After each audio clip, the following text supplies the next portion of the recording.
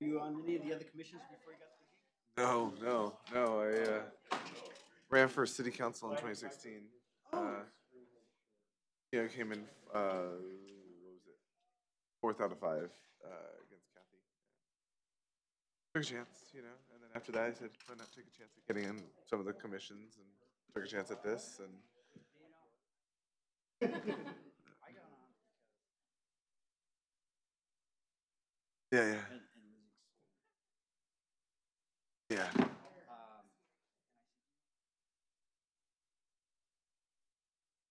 Cheers. yeah. I did the same thing. I just said, I'm gonna throw my name in, try my best, and see what happens.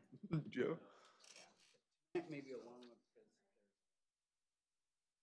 Oh yeah. I've been reading about it so far, I was and I'm reading all the letters from the the people, and it's more of the important you thing know what you should do though to me. Oh, I know why this thing dies on Yeah, me yeah, because I that's what they don't told me. turn off Yeah, the that's what they're telling me too. Wi-Fi while it's sitting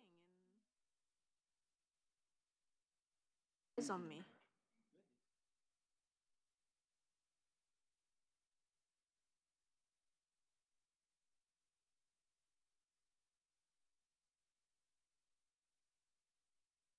Yeah. which means They don't even in the need coming you. years we're gonna have far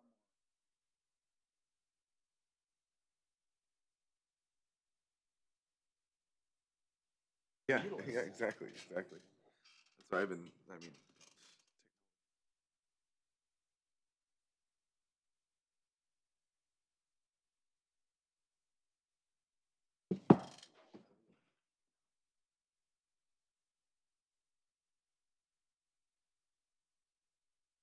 okay, go over there. So when we had to, Go for I asked her when we vote, or we motion or anything. How do we? It's on here, right? It's on the iPad. we usually Oh, have yeah. Okay. eventually we're supposed to do it on our iPad. Yeah, that's what they're telling me. So we'll.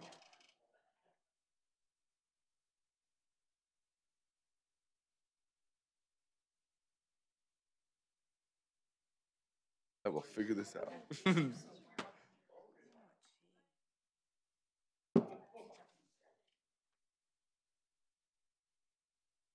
No. I work at two places. I work for Create TV downtown is one of my main jobs. I'm a cameraman, production floor manager, editor. I mean, I do a lot of things. So very creative. Oh yeah, and then my second other job, I work for a private company where I do their video work for them, and so I'm kind of. I guess it's two jobs. I guess. Well, I guess you could say it's one, but more of a like you were saying, contractual or 1099. Sorry, I can't think of the word I'm thinking of right now. Sorry.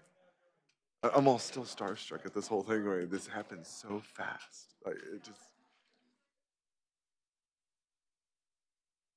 Yeah.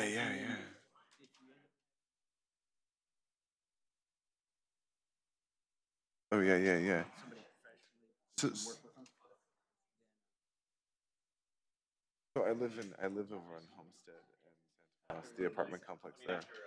Um, yeah. So would that I would abstain from something that was being done in that neighborhood if it was like my next door neighbor, like the dentist or something, for example. Okay, cool. And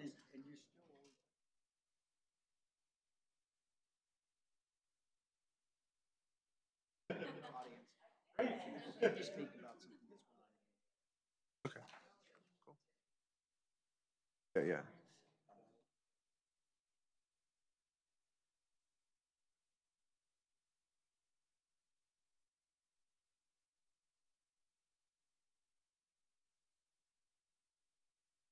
Yeah. Yeah. Hey, yeah.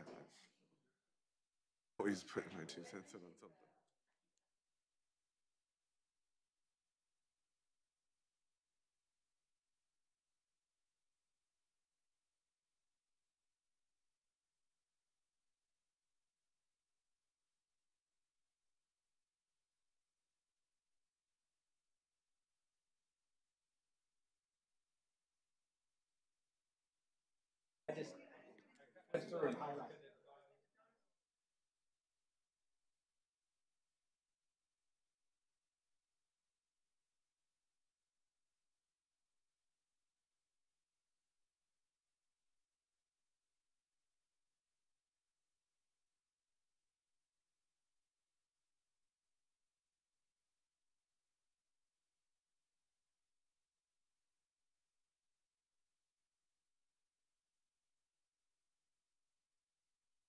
I'm Alexander Abbey.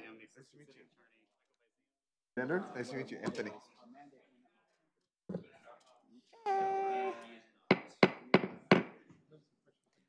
I'm calling to order the Planning Commission meeting of May 23. Everyone, please stand for the Pledge of Allegiance. I don't? I do. Oh. Can you hear me? Hello, hello, testing, testing. No. Oh, this is strange.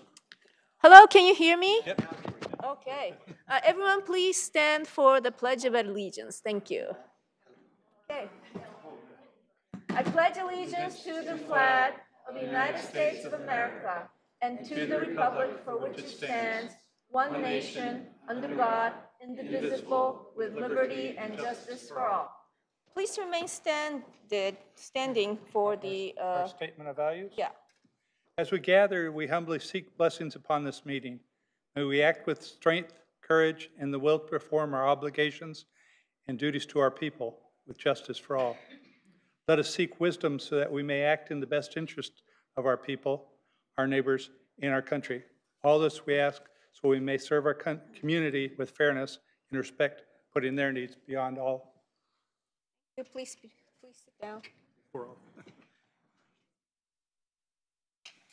Okay, roll call, please. Roll call. Commissioner Salim? I saw him here. Salim? Yes. Okay. Here. Commissioner James? Here. Commissioner Jahal? Here. Commissioner Kelly? Here.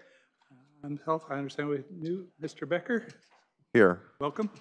And Commissioner Casey? Present. Okay, thank you very much. Let's see. Okay, declaration of commission procedures. Hearing procedures. Public hearings are conducted by the chair in accordance with the following procedures.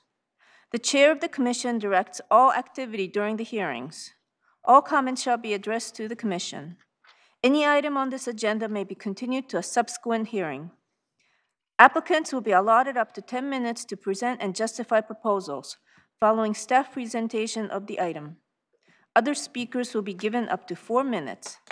The applicant is allotted up to 5 minutes for rebuttal of comments. No additional comments will be accepted upon the close of public hearing, although the commission reserves the right to direct questions to any speaker on any matter. Special procedures and time limits may be applied to any items as prescribed by the chair. An appeal of commission actions must be filed in writing within 7 calendar days. Okay, I'd like Ms. Staff to introduce our new planning commissioner. Welcome. Thank you. Rena, would you like to? Yes, and I have one additional announcement. Rena Brio, Planning Manager. I wanted to introduce the Planning Commission to a new staff member. We have a principal planner. She's in our audience, Leslie Xavier. Leslie, can you stand up? So Leslie's joined our team. She comes from the city of San Jose, where she was a planner for 17 years. She had a broad range of experiences working in the permit center, working in our urban villages, doing long-range planning, current planning. She's a very well-rounded planner. We're really excited to have her work on our team. With us, she will be working on our downtown precise plan, the El Camino Real specific plan, as well as our planning work around Stevens Creek. She will be supervising our code enforcement team, which we're really excited about, and as well as the planner, Anna McGill, who's been working on the El Camino specific plan. So a little bit of information about Leslie. She lives in San Jose, has 2 boys, a dog, a husband, and she loves the San Jose Earthquakes. And we're excited to have her join us.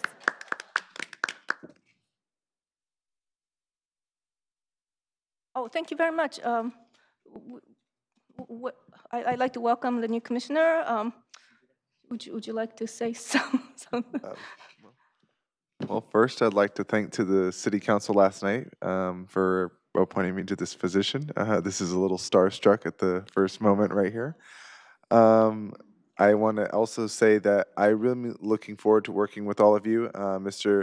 Forgive me if I really say your names wrong, but I'm looking forward to working with you, Mr. Selani, Mr. Suds Jane, Mr. Raj Shahel, Yuki, Easy. Casey, Mr. O'Hallahan, and Mr. Steve Kelly. I really look forward to working with you, and I'm grateful to be working for the public, and I really like to hear a lot from the public.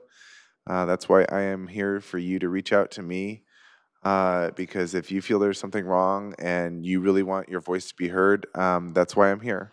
And I'm here to, not make any gridlock, not make any problems, but I'm here to, create the greatness of the city and to continue it. So I thank you, and I feel very welcomed, and I hope to be a part of this family. Thank you very much. Thank you very much. Very happy to have a full Yes. commission again. Thank you. Can I have my light on? Okay, Commissioner Jane? I just want to say I really appreciate that we have someone young on the planning commission now. Thank you. Someone who could represent the millennials and people that take Uber and Lyft and all of that. Yeah, here. Thank you. Okay, so do we have any continuances and exceptions? Okay, we have a request from a member of the public to have the public presentation at the beginning because this lady has something very quick to tell us. So would someone like to? I make a motion to move public presentation at the beginning. Second. All in favor? Aye. Aye. Okay, public presentations. Would the member like, anyone who would like to speak on any matter that's not on the agenda, please come up and tell us.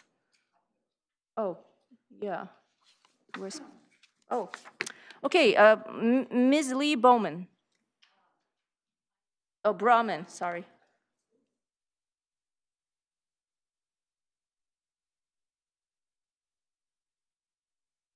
Push.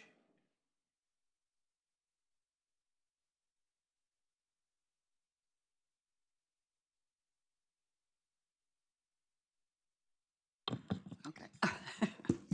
I'm Lee Broffman, and I'm a member of the Library Board of Trustees. The great plans always start at the Planning Commission, and so the big developments, well, all developments. So I'm coming forward as a Board of Trustee members to ask the Planning Commission to support our position that we, the libraries, which are the largest free public access buildings in the city, should be included with parks, schools, and when you are looking at developments. And even like Palo Alto did, including a library and a recreational center at Mitchell Park. So I'm starting a seed growing, and I know this isn't something that you guys can vote on and approve, but just keep it in the back of your mind, because I know we have to work through the city to get it done. So it's not something I'm asking anybody to take action on. I'm just telling you, the library wants to be added to fees and also consideration for allotting property and for developments. Thank you. Thank you very much. So just so that I understand, because I don't know, the library is not covered in any of the impact fees that the city charges the developers. Is that correct? That's correct. And how about like the recreation centers and the pool and? That is all encompassed in our park impact fees. Yeah. So okay. those would That's be part covered. of park fee. Okay, all right. But the city population is growing, so what Ms. Broman is asking for, it seems like a reasonable thing to consider. Oh, has she left already? Oh, she's gone. Okay, I wanted to encourage her to go and speak at the council meeting too. Okay, thank you very much. Okay, so let's, oh, okay, Commissioner Chahal. So I think what Ms. Lee mentioned is like Irvine Company, they gave us the Books Mobile for Irvine project. And I think what they're looking at is some of those type of gestures so that we can fund our libraries in a better way or add some more activities to the libraries on that. Yes. Thank you. Previously, in some of the developments, that kind of element would be considered what's considered called a public benefit package.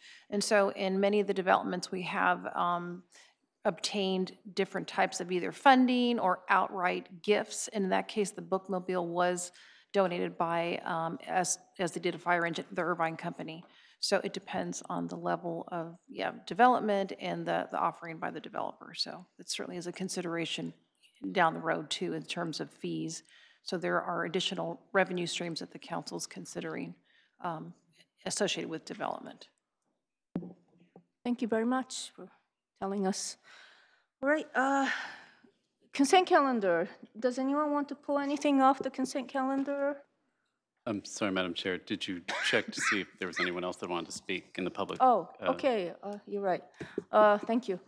Any other member of the public who would like to speak on any matter that's not on the agenda? If it's on the agenda, we're going to get to it. Okay, please come and speak. Tell us. I sent a PowerPoint up. I saw his letter. Oh, it is an agenda item, so then I'm not to speak right now then? Right. Okay, so I need to hold my comment then. Okay, thank you. Anyone else? Okay, motion to close public hearing? Second. Oh, I move to close public hearing. Okay, all in favor? Aye. Okay, let's move on to the next item, which is a consent calendar. Anyone wants to pull any item? Okay, do we have any motion? I move to approve the consent calendar. Chair Casey, excuse me, I think Commissioner Jane mentioned that there was a typographical error in our conditions of approval, and I just wanted to clarify that with the commission, that for this item that's on consent, the beer and wine license, that on condition C5 should say 1 a.m. instead of 1 p.m., and we will correct that on the final permit. Oh, yeah, I remember seeing that. Thank you. Okay, thanks for catching that. All right, so any motion to approve with that minor amendment? Oh, okay. Sure, I'll move to approve consent calendar with the minor. Do we have a motion? Second. Okay, any discussions? All in favor? Aye. Aye. And use the thing. Oh, yeah.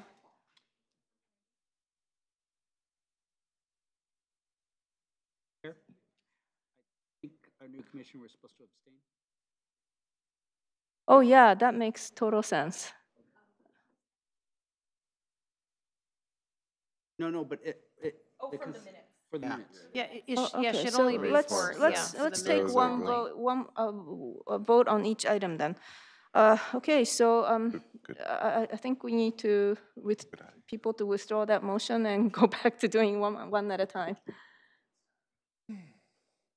Do I need You to? don't have to withdraw your motion. He could just abstain on the minutes, Oh, okay. Thank you. just to state the abstention.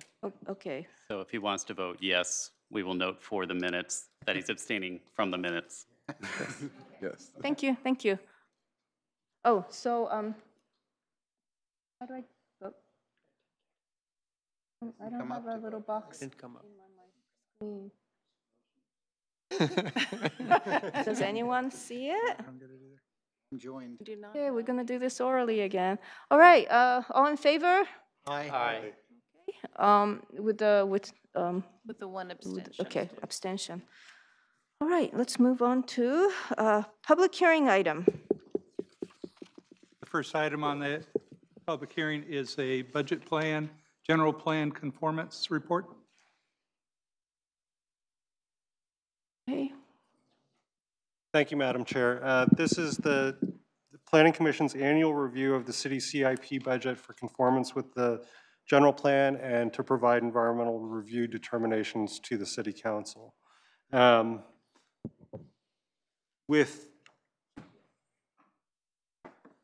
With the general plan, one of the primary lenses we look at the general plan through is our city's major strategies, including enhancing the city's high quality of life, promoting sustainability, enhancing city identity, maximizing health and safety benefits, and so on. This year in the CIP budget, have a number of new items that do just that, including money allotted for the Downtown Precise Plan, a new pedestrian master plan, citywide installation of pedestrian crosswalk radar sensors, which allow people a little bit extra time if they're walking slowly, and replacement of the city's standby generators with newer, cleaner models. So you have individualized environmental review determinations in 11:17 landscape format. Most of these are environmentally exempt. There are a few that are continuing projects that include initial studies and MNDs. We've provided the references for those, and we're recommending that you adopt a resolution making findings on the conformity of the CIP budget for 2018-19 with the general plan. Thank you. Thank you very much. And Madam Chair, may I just add one quick statement? This is a statutory obligation of the Planning Commission pursuant to Government Code 65401. The item before you tonight is to determine whether or not the CIP budget as proposed is consistent with the general plan and whether the CEQA determinations are accurate. So, for instance, a determination that one of the CIP items doesn't comply with the general plan policy, that would be an appropriate comment. A comment that you disagree with a CIP budget item just because you think we shouldn't be spending that much money on it would not be an appropriate comment. Okay, thank you for clarifying that. Okay, Commissioner Jane. I need clarification from what our attorney just said, because if you go back to the general plan priorities, number 6 there says maintain the city's fiscal health and quality of services. And if there is an item there for which we believe money is being misspent, that seems to be in conflict of item 6 there. Yes, it does.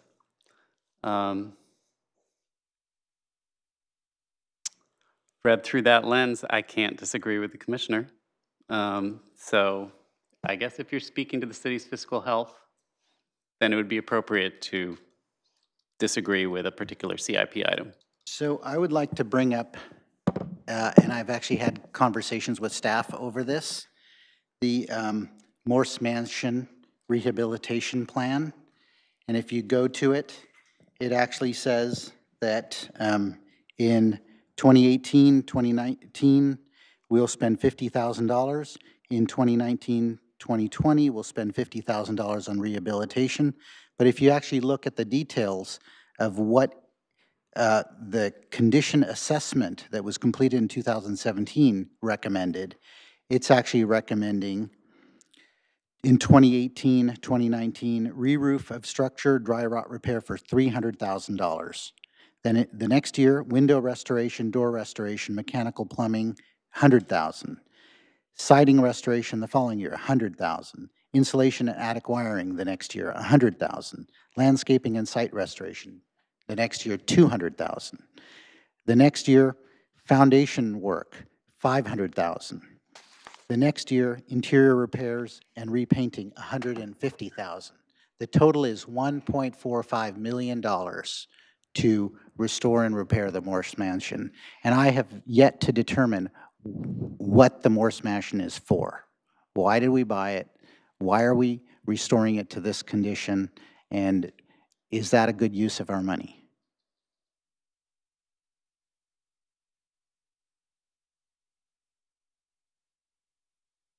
And at least, thank you, Mr. Chair, or Madam Chair, at least from talking to general services, building services, the $300,000 was a request in this year's CIP budget, and the line item return was $50,000. So there might be some agreement on, or yeah, that money is not guaranteed as a part of this process. All of the things that were called out in the condition assessment report.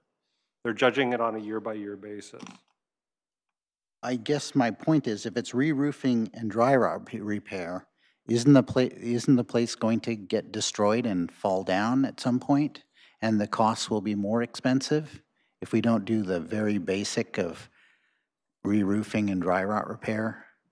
I'm a little confused about how we had these recommendations and then we're not paying, you know, and then it seems like this facility is currently under lease to a sorority.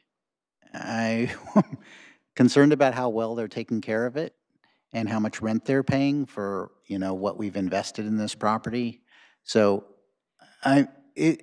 all the other items I didn't really have an issue with, but I'm just really concerned about justifying $1.45 million on restoration of this property. And I would like to certainly call it to the attention of the council, which seemed to have spent an inordinate amount of time fighting over $150,000 last night.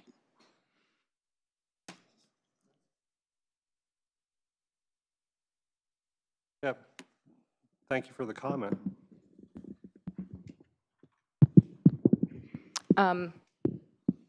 If it's the desire of the Planning Commission, we can certainly relay that comment as part of our transmittal to the City Council on this item.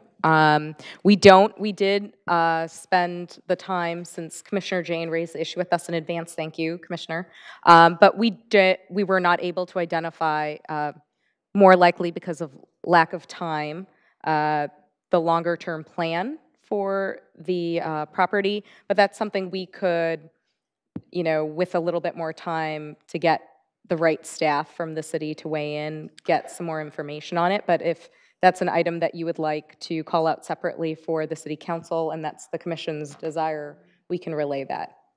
I would like to, because last night the council raised a huge amount of surprise that there was a charge for a management fee that they were not aware of. And so I just want to make sure that a similar situation doesn't happen over the Morse Mansion.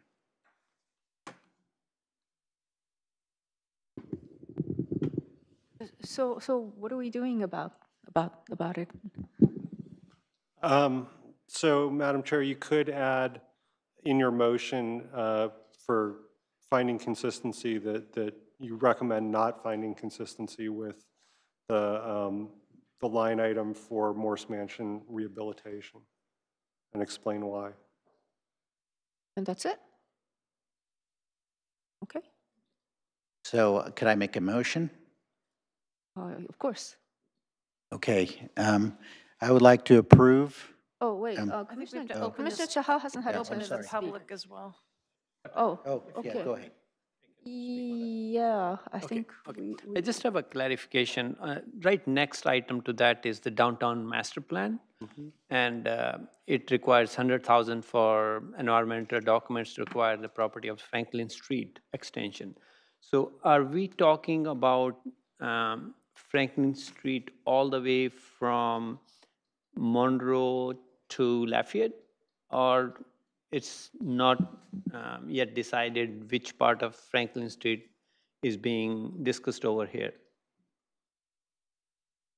Thank you. My understanding is that the downtown master plan would cover the focus area from the 2010 to 2035 general plan. So you can see it in blue on the general plan map. Yeah, no, my question very specific, like this is a very specific item over here, like Franklin Street extension. So I'm trying to find out, is this extension all the way from Monroe to Lafayette? Because right now, that's the segment. And if I'm not hearing right, I heard it's going parts, like part of it will be city property in 2021 after the lease is done. And then the Franklin's Mall has strip inside. So if you know that, I just need some clarification and need some information on that. Under the proposal, are we going all the way from Monroe to Lafayette? Yeah, my understanding is that that's congruent with the downtown focus area from Monroe to Lafayette. So that would be part of the analysis, the extension of Franklin Street. Okay, Okay, thank you. Okay, thank you. I have a quick question. So when is the lease on the Morse Mansion going to expire? Is it like being renewed on a year-to-year basis? Yeah, our understanding is that they have 4 years left on their lease. Oh, so this is not a year-to-year, it's like a long-term lease. Yeah, I that's see. our understanding from the Building Services Division. City bought it. Oh, yeah, City bought the property. I remember that. So after that 4 years, what is it gonna be? Is it gonna be like the HI house or the Harris Lass or, or is there a plan? Yeah, so I think that goes to Sud's questions, and we didn't get any additional information from the Building Services Division. I don't think it's been evaluated. Craig Meinweiser, who actually is on contract with the city, did prepare, the conditions assessment and potential, uses, I think just in a very general way, but the intent was to make it some type of public access. So whether, I think that still is yet to be determined. And it'll probably go through a public process before it's determined. Well, in the meantime, we're just trying to keep it from getting destroyed. Thank you, thank you. Okay, any motion? I would like to make a motion. Okay, please. I would like to find that the CIP conformity of the fiscal year 2018-2019 capital improvement plan budget conforms with the 2010-2035 general plan, with the exception of the Morse Mansion rehabilitation, given that the general plan states that we must maintain the city's fiscal health, and it's unclear as to the ultimate purpose of the Morse Mansion, and that the property condition assessment lays out $1.45 million worth of rehabilitation on this property, which we believe does not conform with the city's fiscal health. Any seconds? Okay, Second. discussions. Okay, so I have a question. So if we were to vote yes on this motion, then what's going to happen? Are we going to be seeing another item on the agenda? Is that to get approved that Morse Mansion, to vote on that Morse Mansion later, or? No, this simply goes to the city council as a recommendation. Okay. You've made your recommendation, yes, on all but one items, and they will have that information in front of them when they approve the CIP budget. Okay, and if they want to take up the issue there, then they will. Presumably. Okay, all right, okay. Any other discussions or questions, comments? I think. Commissioner Chaha. I think that was one, if I recall right, when the council passed that buying the Morse Mansion property, it was a big issue at that time too, that it should not be we should not spend a lot of money on it. And I'm not sure whether those fiscal studies were done at that time or not, but if you, and I doubt this thing, close to this thing was presented during that meeting, but this thing is a lot of money. 1.4 million is a lot of money for spending on to preserve historic resources. I'm to preserve the historic resources, but we have to be fiscally responsible where it makes sense, and it should be minimal to carry forward. Those are my comments. Thank you. Okay, thank you. All right, any other comments? All right, Owen. No, Lance. Oh. I look down at this end sometimes. Yeah. I'm curious what Commissioner the original intent was for the mansion's purchase. What was it for what city benefit other than the fact that it was historical? That was not specified at the time of the purchase. It was strictly that it was a significant asset and it could be to the city. It's the most significant. It's a National Register property. And so the city did acquire from a private property owner previously, the Berryessa Adobe. And just in comparison, the city paid $175,000 for that house at the time. We spent approximately $565,000 on the rehabilitation. So this is about 1/3 of the purchase price. So this is not inconsistent with what it takes to restore a property, especially of that size.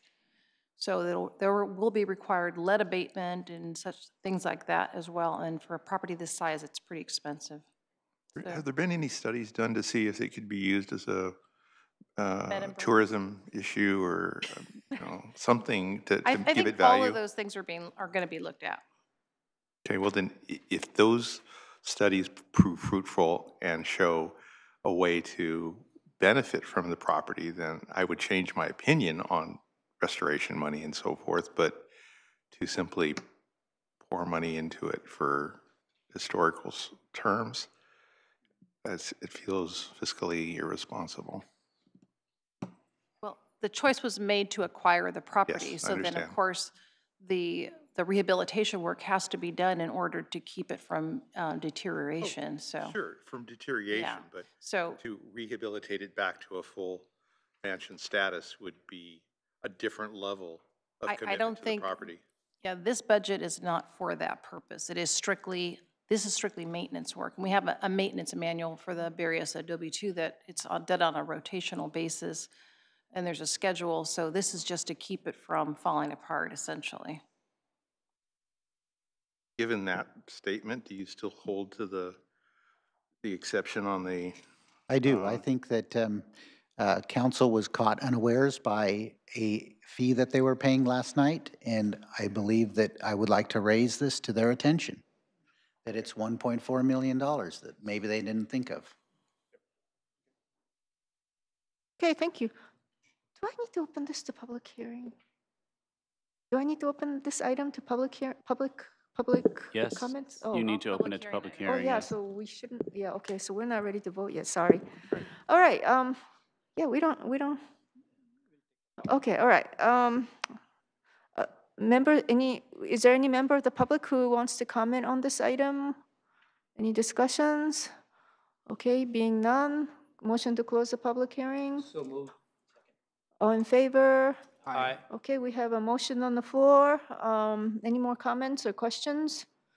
Okay, all in favor? Aye. Any opposed? Okay, none, so the motion carries unanimously. Okay, thank you. Let's move on to the next item. The next item for public hearing is the action on the mixed-use project at 575 Benton Street. Madam Chair, Yes, Commissioner Jane. I'm going to recuse myself of this item Oh. because I'm the vice president of the Old Quad Residents Association, and the Old Quad Residents Association has been negotiating with Prometheus over this property and the Franklin Street acquisition, so I'm going to recuse myself. Oh, okay, thank you. Oh, Commissioner Chahal. I want to disclose I did meet some of the members of the Downtown Revitalization Committee today. And this project plus something else, I just want to disclose that I did meet them today, Mary and her team over there. Oh, thank you. So is Commissioner Jane going to join the public now? Okay, thank you. Anyone else? Okay, would the staff like to present? Hi, Ella. Hi, this is Ella. 575 Benton project. The entitlement request includes GPA from Santa Clara, high-density residential to Santa Clara, very high-density residential, rezoning of the 5.75 acre site from light industrial single-family duplex and through commercial to planned development, and a vesting tentative parcel map, a development agreement, and addendum to the Mission Town Center final environmental impact report. The project site is located at the corner of Benton and El Camino Real, consists of 12 parcels. Approximately 87% of the site is currently developed with buildings, sidewalks, roadways, and the site includes 10 residential units right now. The proposed project would include vacating of Fremont Street and Sherman Street, which is part of the project site right now. Looking at the site, police department headquarters are located to the east across El Camino Real, and single-family residentials to the south, and across Alameda to the west.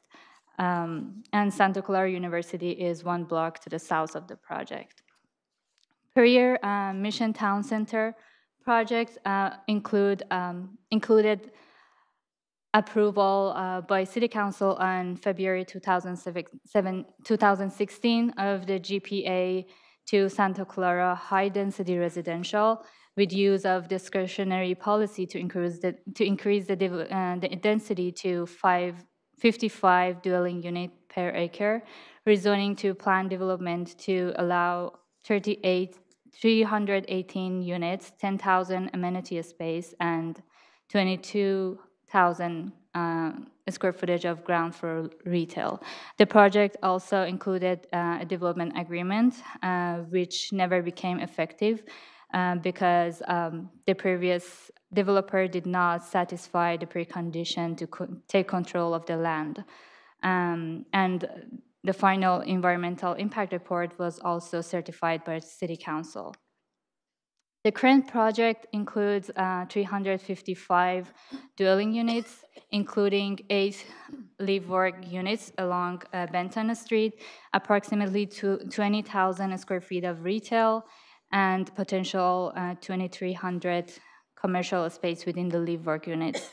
It will include a leasing office, pet spa area, and 1,500 square feet of bike amenity space, which will include 248 bike lockers, and about 48 bike racks will be provided along the street frontage of the project. The project will include 650 parking spaces within the parking structure, which is located kind of at the center of the project. The residential parking would be provided at a ratio of 1.5 parking spaces for 1-bedroom and 2-bedroom units. The parking study has been done by the developer to collect real data to better understand parking demand for projects near transit. And the result of that study was the ratio of 1.22 to 1.29 spaces per unit. And the applicant is providing 1.5 spaces per unit. The project will provide about 114 non-residential parking spaces within the parking structure, and EV charging stations will be provided based on the code, and the applicant would provide additional up to 10% based on demand. This section is to just clarify that the project will no longer include below-grade parking. The applicant is proposing to have 7 levels of parking above grade. The height would be still 86 feet 6 inches. And residential units and retail would be arranged around the parking structure, so it will not be visible from the street. The project will provide 3 courtyards and 1 public open space facing the Alameda. The amenity space will be provided on top of the parking structure on 7th floor rooftop with a club room and fitness center. And the project is proposing to keep 2 existing historic houses on the project site. This is the elevation along El Camino Real, and looking at the elevations, the building height at the perimeter of the project vary from 37 feet to 73 feet, and the project massing will have a transition from the Alameda from 2 to 3 stories to 5 to 6 stories along El Camino Real. Residential units along El Camino Real and the Alameda will have stoops with direct access to those units, and live work units along Benton will have commercial storefronts with access. This is the corner of Benton and Alameda.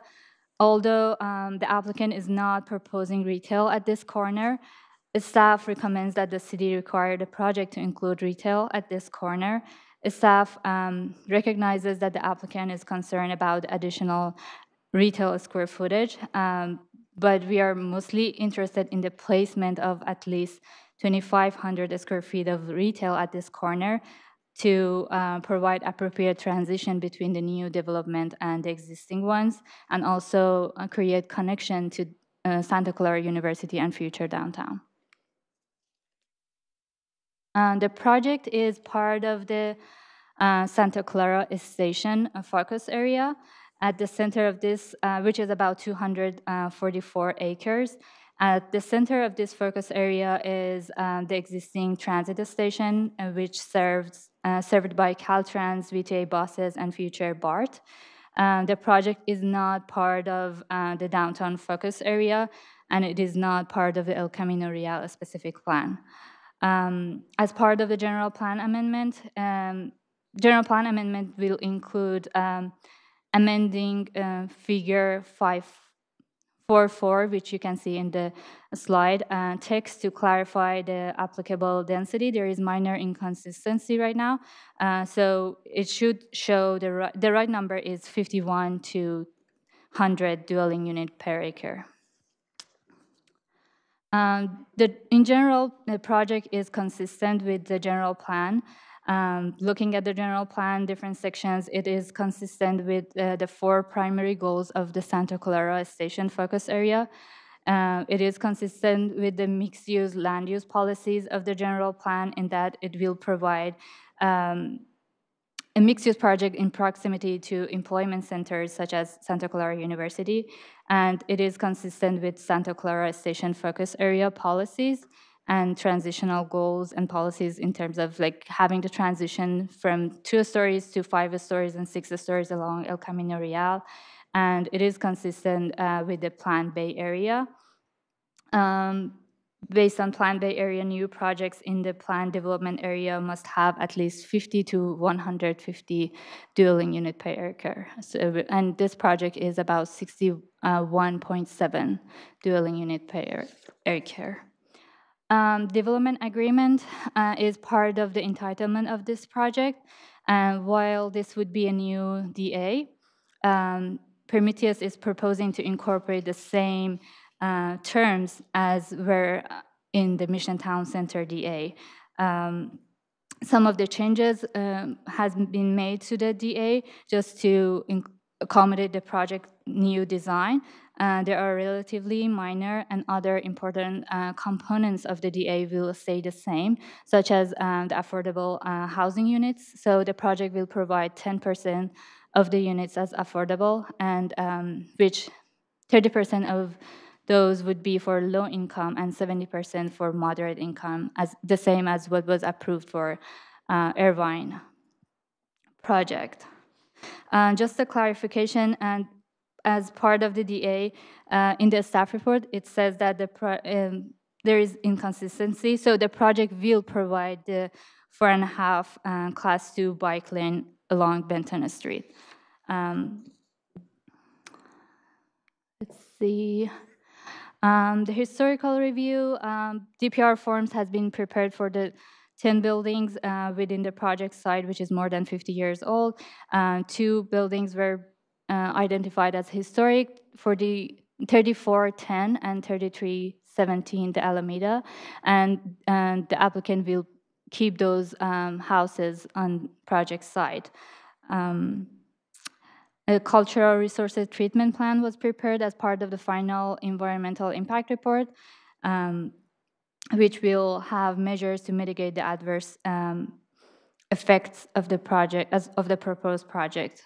And the project was presented to HLC on September 2017 and February 2018, and was recommended for approval to City Council and Planning Commission.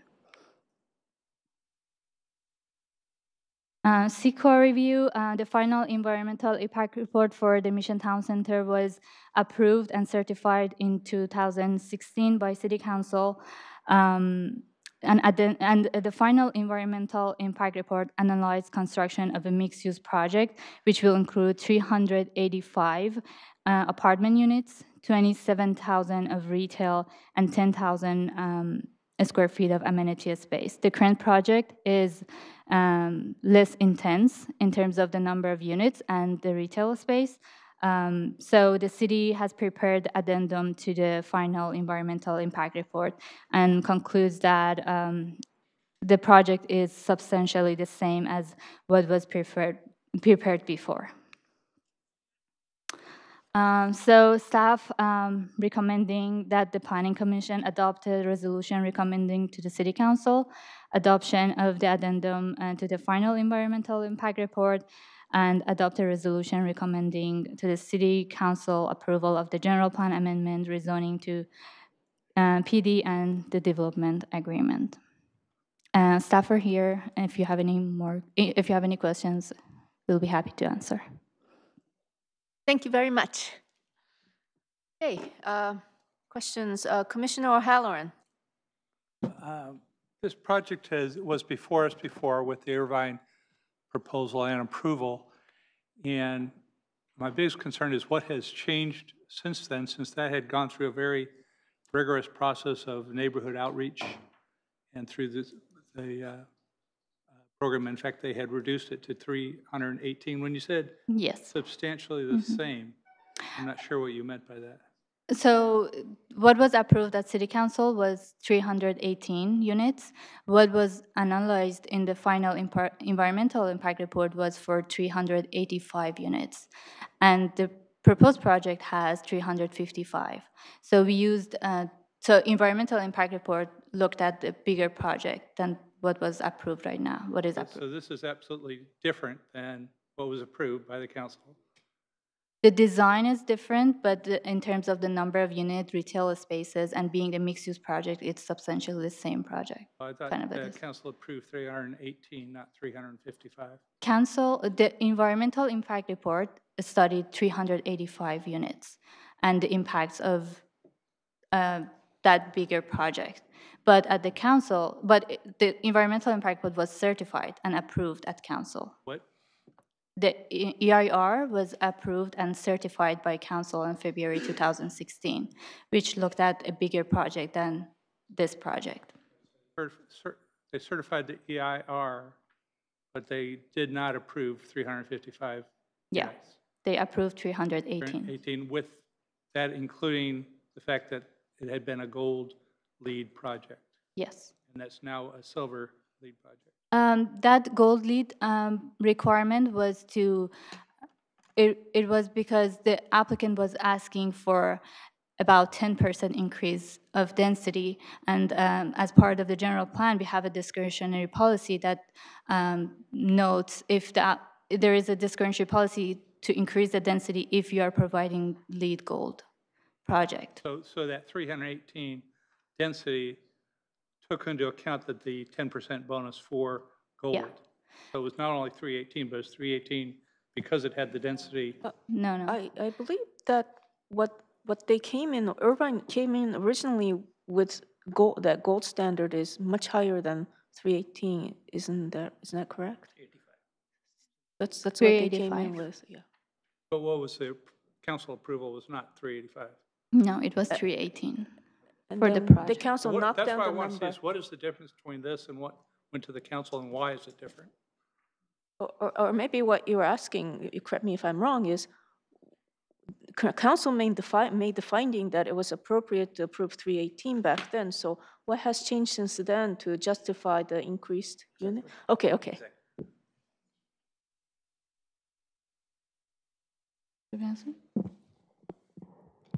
This might be a better question perhaps for the applicant in that the project that was approved by council for 318 units was then not moved forward by the then developer. So this is a proposal that is maybe substantially conforming in that it it fits under the environmental analysis that was previously done. It has a different design, it proposes a different number of units, but it is a proposal. What the council had approved wasn't necessarily something that moved forward from the then applicant's perspective. So this is another try at getting a project to move forward. Second try. Okay, Commissioner Kelly. Okay, I have a couple questions on what's changed. Now, originally when Irvine had the project, what percentage of affordable housing were they proposing in their original project at 385? What I know that the approval that you see is 10% and then 30% low income and then 70% median income. At the beginning, they had, I think, about 50%. The ratio was lower than what was approved at the end. Yeah. Okay, so the percentage of So- affordable housing went down. No, it was 10%, but they didn't specify like how much for low income or how much for median Because income. if memory serves me correct, most of that was moderate income. Yeah. Okay. And then they changed it to 30% low income and 70% median income. And in this one, we're looking at 30% of those units being affordable. I mean, low income. Yes. Let me see. And is that the justification from going from elite gold to elite silver to save money so they can have more affordable units being built? I think applicant can answer that question, but because the LEED Gold was a requirement for the discretionary policy of the general plan, the applicant proposed to change it to silver. And then I looked at the parking study, and I noticed spaces weren't unbundled. But one thing that stood out to me was that this project is literally walking distance to the university. And I would assume 5 to 8% of those units are going to be students, which I would expect not to be driving a car, especially if they have access to transit. So did staff suggest to the applicant at least having some of the parking spaces for residential be unbundled? So based on what let me see. So of those 650 parking spaces, 472 would be assigned. The rest would be for guest and retail. But the parking study said that utilization rate, not close to university, but close to Transit. Caltrain's Amtrak, was at 1.22. So we're overparked and we're close to the university, which you would expect a younger demographic to be more inclined to use alternative means of transportation. So I'll leave it to the applicant, but I think we should at least have a portion of the parking unbundled to encourage more transit. And then I have a question regarding the description, and maybe staff can explain me the difference between a Class 3 bike lane and a Class 2 bike lane. So it was discussed to change it to Class 3, which is a sharrow. It's not a separated bike lane from the driveway of the road driveway. But at the end, the applicant is going to provide Class 2, which is a separate bike lane from the road. Okay. So it has to be removed from the staff report. Okay. I think that's it for staff. Thank you. Thank you very much. Commissioner Chahal. I have a question regarding the development agreement. If maybe the city attorney can help me out on that. So the only reason we are having a development agreement with developer is because we are getting, major reason is because we are getting 10% affordable housing units. Well, in any development agreement, you have the ability to request more than simply what's allowable as a exaction, as a condition of approval. So in this particular development agreement, I mean, there's a sort of a laundry list of things that we are receiving. My point is, what is city gaining out of it? Let's put major points with signing this development agreement. What will city gain? I would say the affordability is sort of the prime aspect for the city. I mean, they are also providing $5.57 million in park fees, but those would be required without That's the DEA. part of, anyway. Yeah. They are committing to maintain the on-site park area for a period of 40 years. They wouldn't be required to maintain it without the DA. It's 0.14 acres. It's more of a public plaza. But that is something that they'd be providing through this agreement. And they'll be making reasonable efforts to achieve their LEED status, which wouldn't be required. They're also committing to keep the historic homes on site. They're going to keep one in situ. They're going to relocate the other historic home on site. They're not going to move it off the overall parcel. Beyond that, I think the developer would be a better advocate for the project than my limited understanding of all the benefits, but those are some of the highlights that I picked up on reading the DA.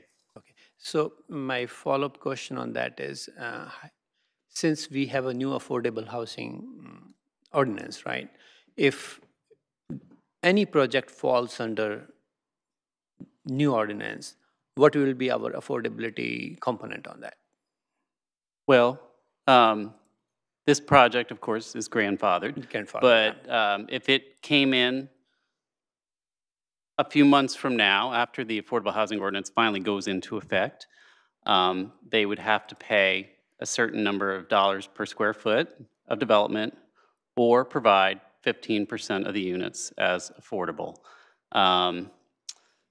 There's even a phase-in on how much the square footage is, on how much the dollars per square foot is. But if we go to the maximum, when it's fully in effect, I believe it's $20 a square foot, if I'm not mistaken. So you can figure out that, you know, realistically, it costs more to build an affordable unit than it does to get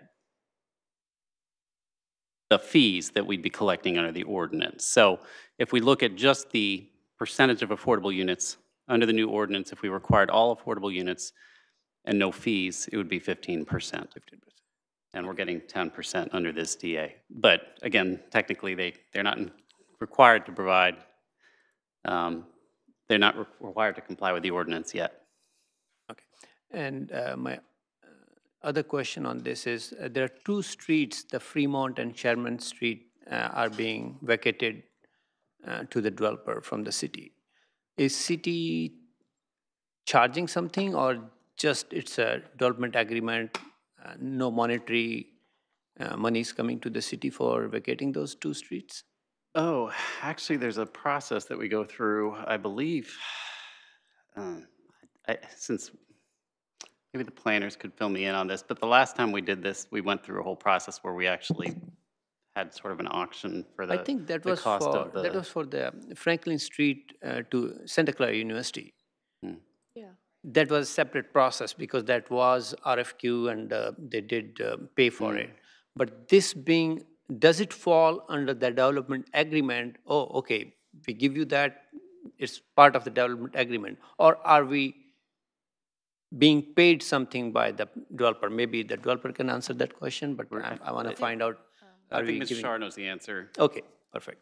There is a process, as the city attorney mentioned, to basically do an assessment of the value of the property, and there's supposed to be fair compensation.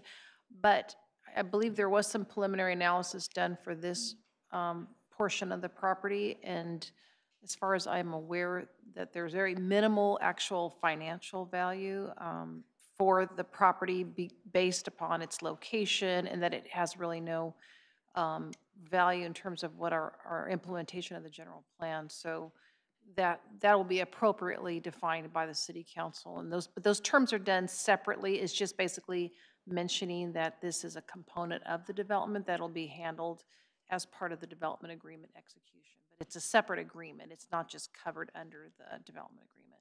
Oh, okay. So basically, we don't know. As a planning commissioners, as a house right now, basically, we don't know how much those streets will be given vacated to the developer.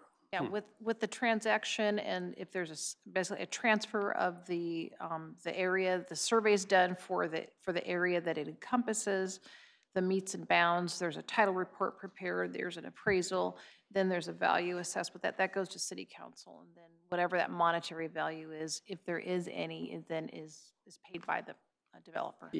My only concern is like, because it has a financial impact to the city if we are giving that property, although it may not be. Yeah, but we don't, yeah, it's not, before that's we not make clear. Before we make a decision, Yes, I think they will receive we should know. They will receive a what's being- financial analysis of that right-of-way and for us to maintain it versus to dedicate it, exchange it, given that there's not any additional access that's required. All that is weighed into the appraisal of the property. But we don't know before we make a decision. I think the appraisal has been done. Okay. Yeah, and Okay. the developer can Maybe. give us more information about Okay, it. that's fine. Thank you. And the one thing I But it will, did go through a process. Yeah. yeah, and the one thing I will say is not in the development agreement is something that commits us to giving the street for free. I know that we haven't agreed to that in the DA. I don't know the process going Right, forward. that's a separate. I think there it's a may se- be It's a separate process. relocation costs for existing utilities, but the developer can explain all that, I'm sure. Yeah, but as a public planning commissioner, I think my judgment I would like to find out how the city is just giving it for free, or No. are we getting something? Legally, we cannot give it Yeah, for free. exactly. No. I remember what happened when Santa Clara got that land. Remember that street? So we got biddings, and it was like, came in really, really low.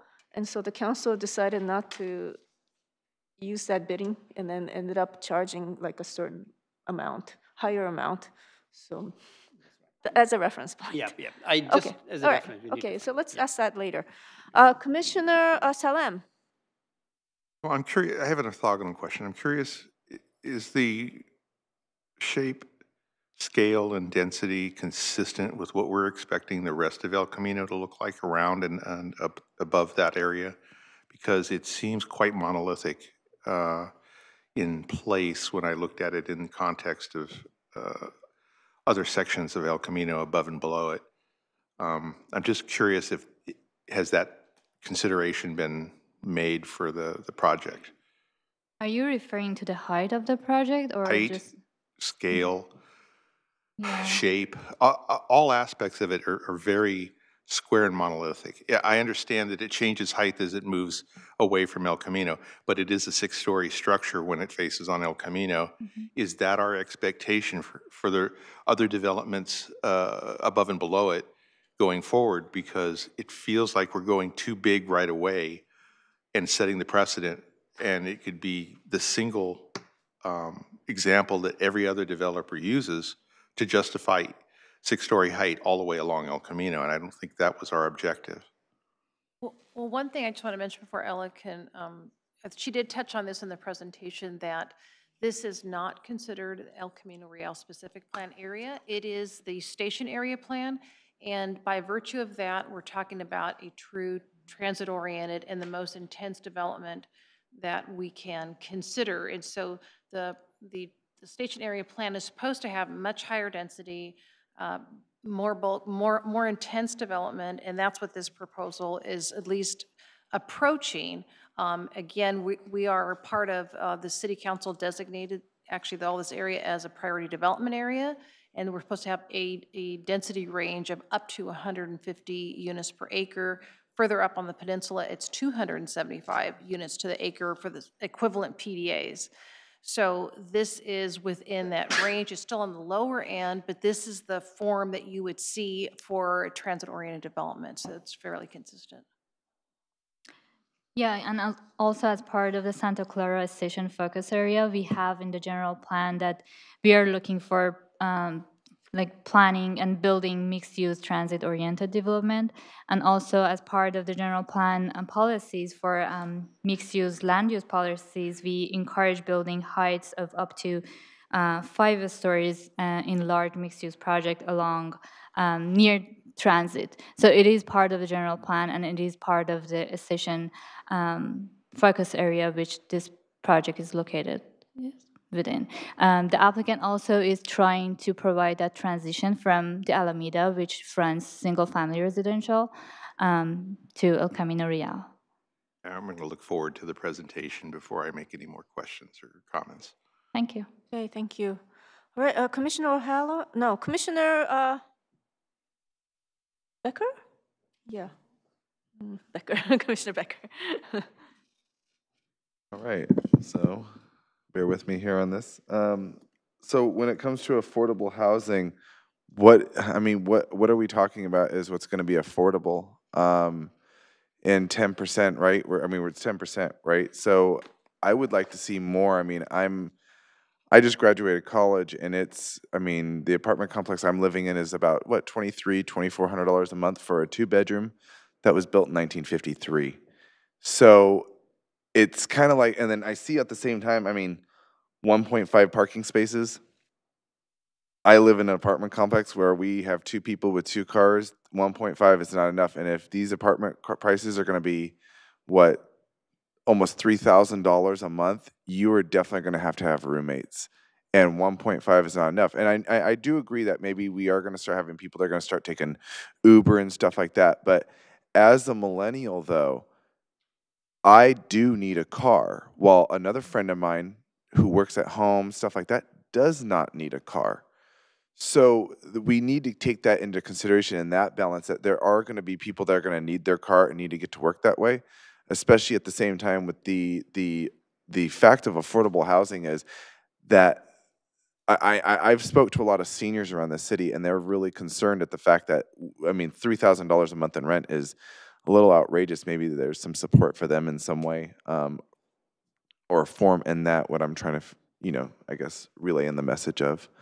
At the same time, the 1.5 parking spaces is really concerning to me because, I live in an apartment complex where we have people parking all along Homestead Road, all along La Palma. It's getting pretty bad, and we're looking at maybe 3 or 4 people now living in one apartment complex. The people across from me live at least, I think it's 4 people to a 2-bedroom apartment complex, and it's like, wow, they must be, living in bunk beds in there and, trying to make ends meet, especially almost $3,000 a month for rent. So I just want to know if there's more efforts of putting more parking spaces or providing more parking for people who are going to live there, because not everybody's going to have an Uber. Not everybody's going to be able to take the train. Like for myself, I can't take the train. I have to have a car to get to my jobs. And if I don't, I'm going to be late, and I can't rely on government public transportation to get me there. That's not a knock or anything on public transportation. It's just a common sense approach that, not all millennials are going to be, hopping into an Uber. We're going to still need our cars. Seniors are going to need their cars. A lot of seniors I know are going to probably, from my experience, a lot of seniors I know, they want to sell their properties. And then they don't want to have to go move all the way out to Auburn, California, or Sacramento, where they don't know the community. They want to remain in their community. So if they find a nice apartment complex, which I commend, it's a really nice looking design. I think it's a little too high, but the architecture is great. It's just the fact is, when is affordable? I guess that's what I'm trying to get at, as well as what's enough parking for an apartment complex that's going to charge maybe, what, $3,000 a month in rent. Okay, Commissioner Becker, thank you for your comment. I think let's ask when the applicant speaks, let's ask your questions. But parking, you bring up a valid point. The applicant did a parking study, but did it take into account a lot of people who are doubling up and tripling up into single apartments? So let's ask that. Can I just ask a question, perhaps, of the attorney? For when the Affordable Housing Ordinance takes effect, do we have a separation of affordability, as in, is it all 15% moderate rate, or do we actually have different income levels as the applicant's proposing? I'm just, if you know. It's a bit of a math problem. Let me look it up while we discuss, and I'll be able to explain it after I Thank you. do the math in my head. Okay, all right. It's going to be affected in August 2018. Okay.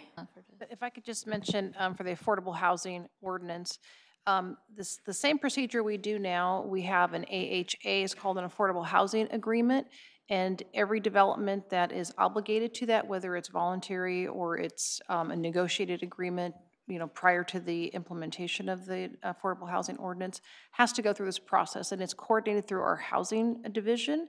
And there actually is an agreement on what units are available and the affordability level. So it just depends. And some of that weighs into whether you get a density bonus as well, based upon the level of affordability. So there is a definition in terms of what's considered moderate income and what's considered low income. So low income is 80% of median income.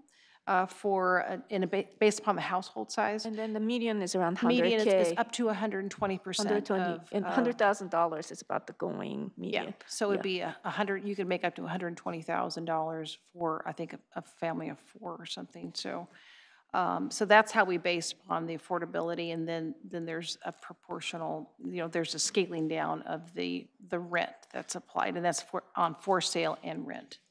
Okay. And there are specific rules about how much affordable housing a city can ask the developer. Right. Okay. Yeah. All right. So that so you said 120,000. So that would be for affordable, that would be your median income. That would be the moderate. The moderate. Okay. Yeah. So my only question, well, I guess I could ask that later on, but it would be what the corresponding rent is. Yeah. I mean, because you think about it, you have your Starbucks worker that works down the street that gets your coffee for you. Are they going to be commuting in from Gilroy? I mean, I met a lady that worked at McDonald's around here that's commuting in from Gilroy. So it's like the employees that are service employees are they going to be affected by this a lot? I mean, they're not going to even have a chance to maybe even rent a place in this? I mean, it's a really nice place.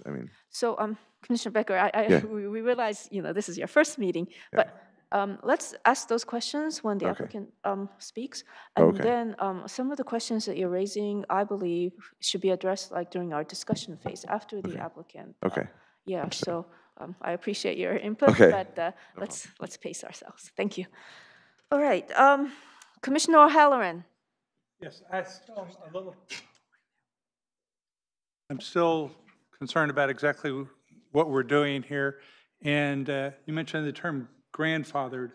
So this is not a new development. They have grandfathered themselves into what were prior lower obligations and then are asking for more. This is a new development project. This is new? Yes. Okay, so when we talked about being grandfathered, that doesn't apply? No, the attorney was referring to the implementation of the new Affordable Housing Ordinance. And so under this, they filed prior to the actual implementation date. And so this they're is actually Prometheus versus Irvine is completely off the table. Yes, and before the ordinance becomes effective, there's actually no obligation for affordable units on rental. Now, of course, because they're asking for a general plan amendment and other, this type of development in general, they're negotiating with the city, and part of the negotiation was to offer affordable units as part of this proposal. So it's a voluntary contribution as a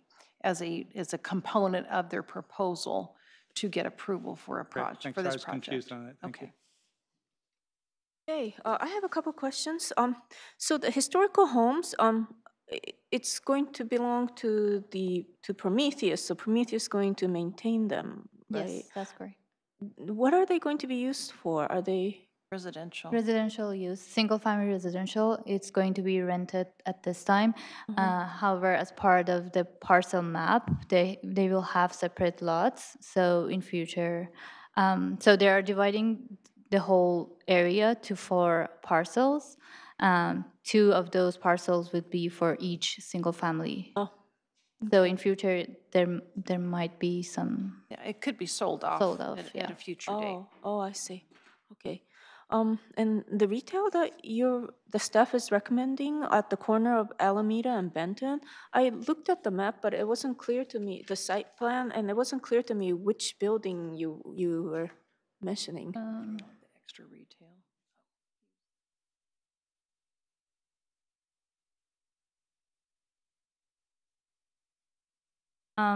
So you want to see it on Yeah, the sure. site plan? Yeah.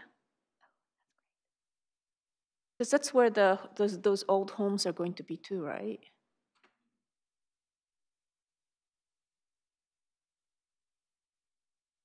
The pointer does not.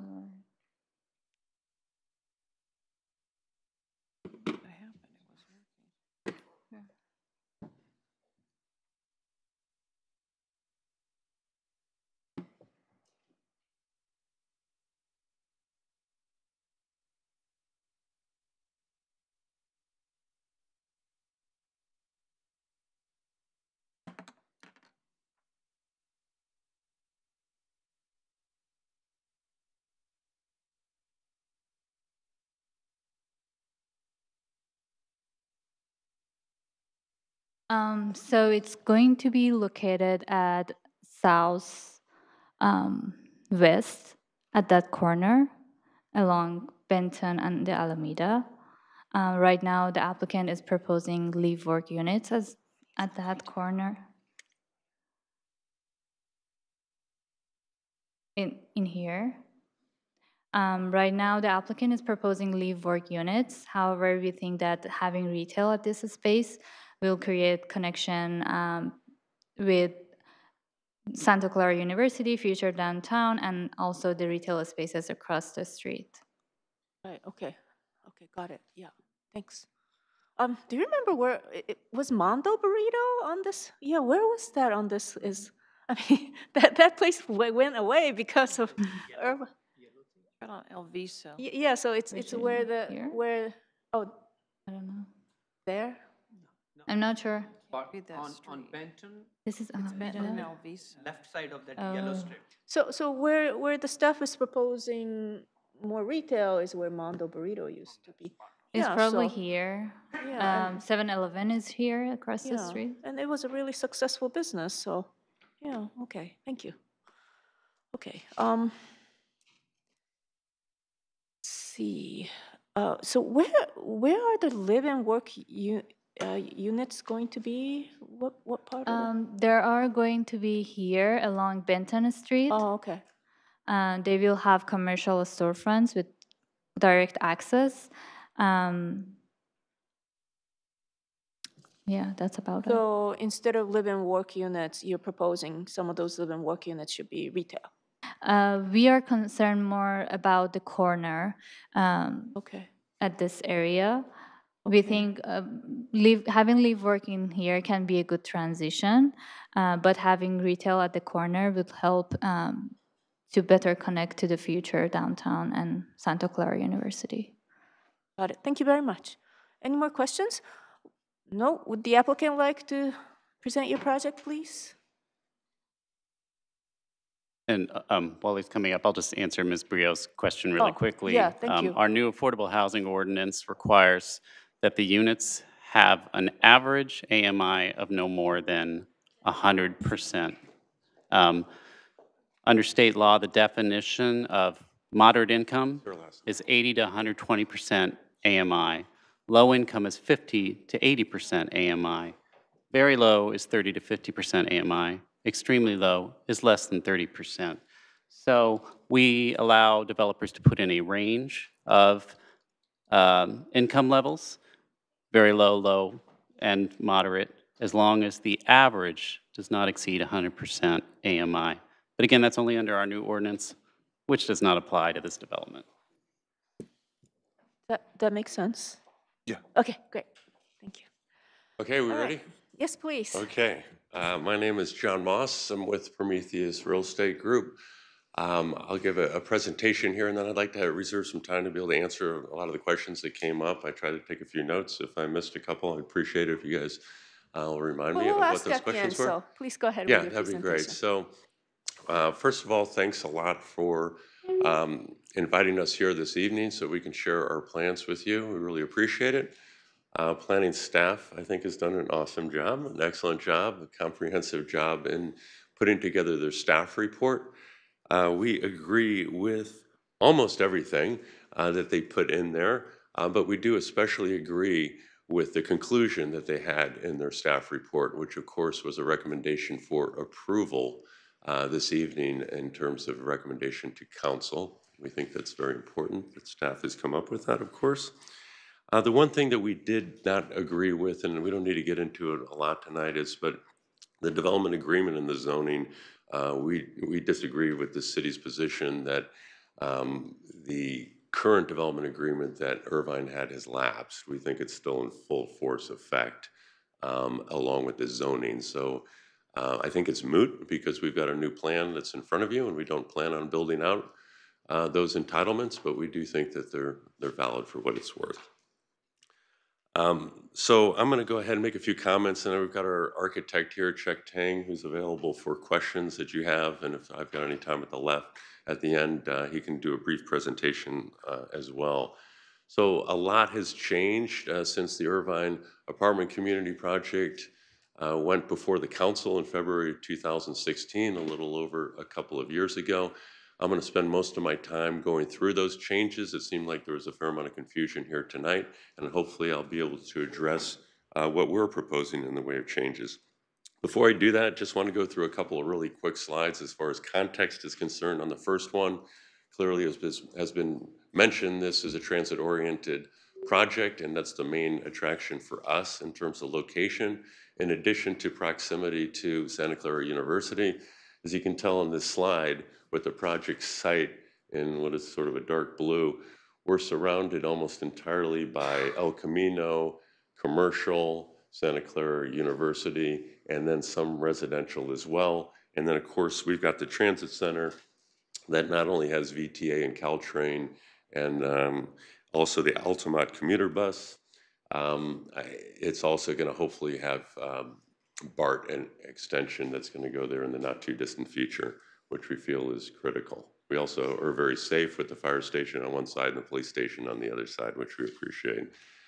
Real briefly on this one, a little before and after. I know everybody's going to miss the iconic aquamarine blue storage facilities that the property owner over here to my right, Mr. Chad Vizo, is the proud owner of and has done a great job over the years. So if you really like that look, it's going to be a long night tonight in terms of what we're doing. So let's talk changes. So here's the current site plan and that we are proposing tonight, and then was the approved mission plan from back in February of 2016. The biggest change is number of units, as has been brought up a lot tonight. So 355 units is what we're proposing. Now, I do want to remind you that the history on this site is that the Irvine Apartment Community Company came up with 450 units as far as what they initially presented. I think 385 were studied as far as the EIR is concerned. In one of the last meetings, Irvine dropped their request down to 370 units. And then the night of the council meeting, the council went ahead and drove down the unit count to 318 units. Somebody from Irvine said, okay, fine, we accept those. However, when the gentleman from Irvine went back to Southern California, he found out that 318 units was not financially feasible for his company. His company is one of the richest companies in the state of California. The chairman is one of the richest gentlemen in the state of California. They decided for one of the first times that I've ever seen over the last 45 years to actually get entitlements and then not go forward with the project. Likewise, we're no different than Irvine. 318 units make absolutely no economic sense for us. We had no feasibility. Our plan was to go ahead and implement the state density bonus law, which would allow us to create approximately 400 units on the site. That was our plan, and that would allow it to be economically feasible. We sat down with the Old Quad Neighborhood Association with the proposal of 400 units with more affordability than the 10% that Irvine had, and that's what the state requires. The Old Quad Neighborhood Association said they preferred not to have 400 units. So we went ahead and compromised and said, well, we can do 355 units. That's the lowest number we can get to make this economically viable. And the affordability would be the same 10% as what Irvine did. After many, many meetings, the Old Quad said that they would prefer the 355 to the 400. The 400 we understood could be achieved with very little discretion from the city, as it's a state mandated policy to be able to create more density in exchange for more affordability. So the 355, that's the rationale for how we came up with that number. It's 11.6% more units than the 318. Changes beyond unit count. Heights and massing that was brought up earlier as well. On the perimeter of the project, we are approximately the same height, almost identical in the heights as you go around the project perimeter. You can see Irvine here is 3, 4, and 5 stories. Their 5th story is 73 feet. We're 3, 4, and 5, and we're actually 5 over 1 story retail here, but our total height there is 73-ish feet as well. So the public, from the public realm, the heights that you'll see in the project will be identical. What we did do is add a little bit more density for those 30 some odd units to be able to get those. We also added a club and fitness on top of the parking garage that is 10 feet higher than what Irvine had. Beyond that height increase, everything else is virtually the same. From a massing perspective, this is a radical change from what Irvine did. It was brought up earlier as, do we want something this massive? I would argue that what you've already approved is more massive than what we're doing. And you can take a look at Irvine's project. You basically have the Berlin Wall going around the whole thing. Excuse the expression, but you have a wall everywhere with no breaks, right? And then you come to the property that we've gone ahead and redesigned altogether, and you have a huge courtyard over here with a break. You have the relocated historic homes at 1 story that create a visual break. We broke up the building over here on El Camino to provide more of a visible break. We created a plaza in here, and this is a full break of the building as well. So from a massing perspective, we did make significant changes. Retail, where Irvine was at 22,000 square feet. The commercial space we're proposing is 22,000 square feet. That was a sort of a deal breaker for that to exceed 2 years ago when we introduced this to the city. We're very uncomfortable with 22,000 square feet. We're very concerned about boarding up 22,000 square feet as far as the viability of retail here. We've been told by every retail expert we've talked to, and we've talked to dozens, that we have an incredible challenge to make that work. To go ahead and have us required to have more than 22,000 feet is a big problem for us, to be quite frank. So we have some live-work units. So about 2,300 square feet of the 22,000 that we're proposing is the work element of the live-work units. In terms of putting the retail over on Benton Street, over here at the corner, we talked to planning staff a lot about that. We strongly prefer not to put it there for a simple reason. The garage is over here, you park over here. For you to park over here and then walk down here and go into what's going to be a couple thousand square feet of retail, we don't think is going to make that viable. We don't think people are going to do it. If we did, we would design it in there from the start. If the city really does require a couple thousand feet of retail here, we would respectfully ask to be able to reduce some of the retail that we have out on El Camino and Benton Street as well. Plaza space is very important. So we've increased the amount of open space for the public's use considerably from what the Irvine project had. They had this little plaza here and this little plaza here. That totals 6,500 square feet. What we've done is we've added this plaza here, which is 8,800 square feet, and then we created a public park. Public park is 6,200 feet. All told, we're at 15,000 feet. The Irvine project had 6,500 square feet, so we're 230% greater in terms of open space. which gets back to the massing issue as well in terms of the changes in project design. Community outreach, real briefly, Old Quad, we met with them 8 times in 2016. And then we've met 3 times in 2017. We got huge amount of input. All the changes that I just went over are a result of the meetings that we had with the Old Quad Neighborhood Association. To date, we understand that they are reasonably in good shape as far as our project is concerned. I've got a chart on sustainability features, which I'm more than happy to go through. Sure, please go ahead. So we've got a number of them in here, and as we talked about, we're looking to be Greenpoint rated silver on this project. Some of the key features here are smart irrigation controllers, which is number 3, which means we've got controllers in there that actually forecast what the weather conditions are going to be the next few days, and they'll water accordingly so that we don't water right before a big rainstorm. We have solar thermal hot water on the roof for the pools.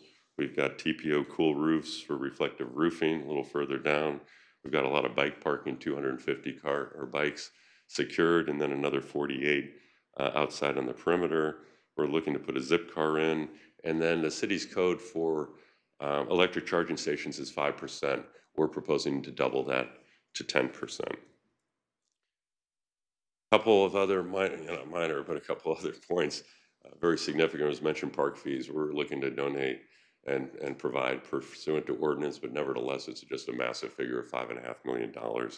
We also have $310,000 of transit fees as well. And then architectural style. We sat down with the Old Quad. They didn't like Irvine's architectural style, to be quite blunt. We didn't. We liked it even less.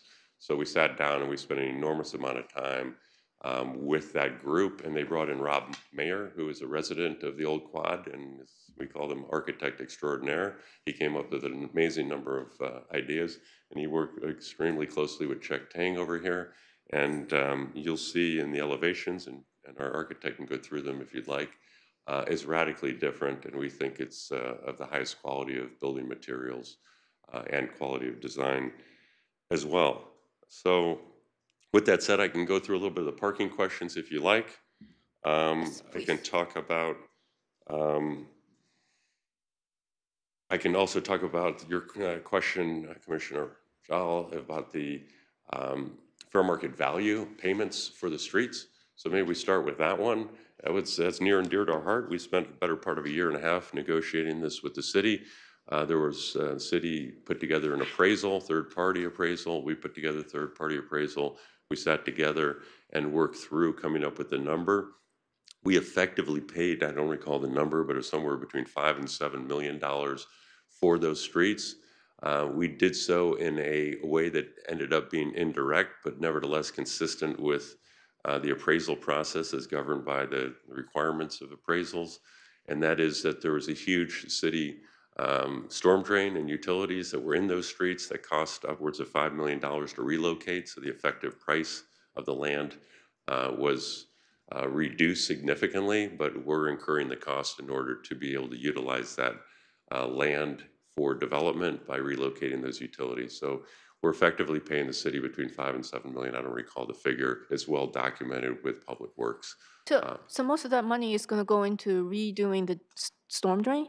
It's relocating. So in other words, if we were to purchase your property at $7 million, we would then, in order to develop the property, because it is encumbered by a utility, we would need to pay another $5 million to relocate it. So consistent with appraisal theory that is accepted throughout the state of California, your appraiser, the city's appraiser, went ahead and had a deduct in the value of the property for what a buyer would need to spend.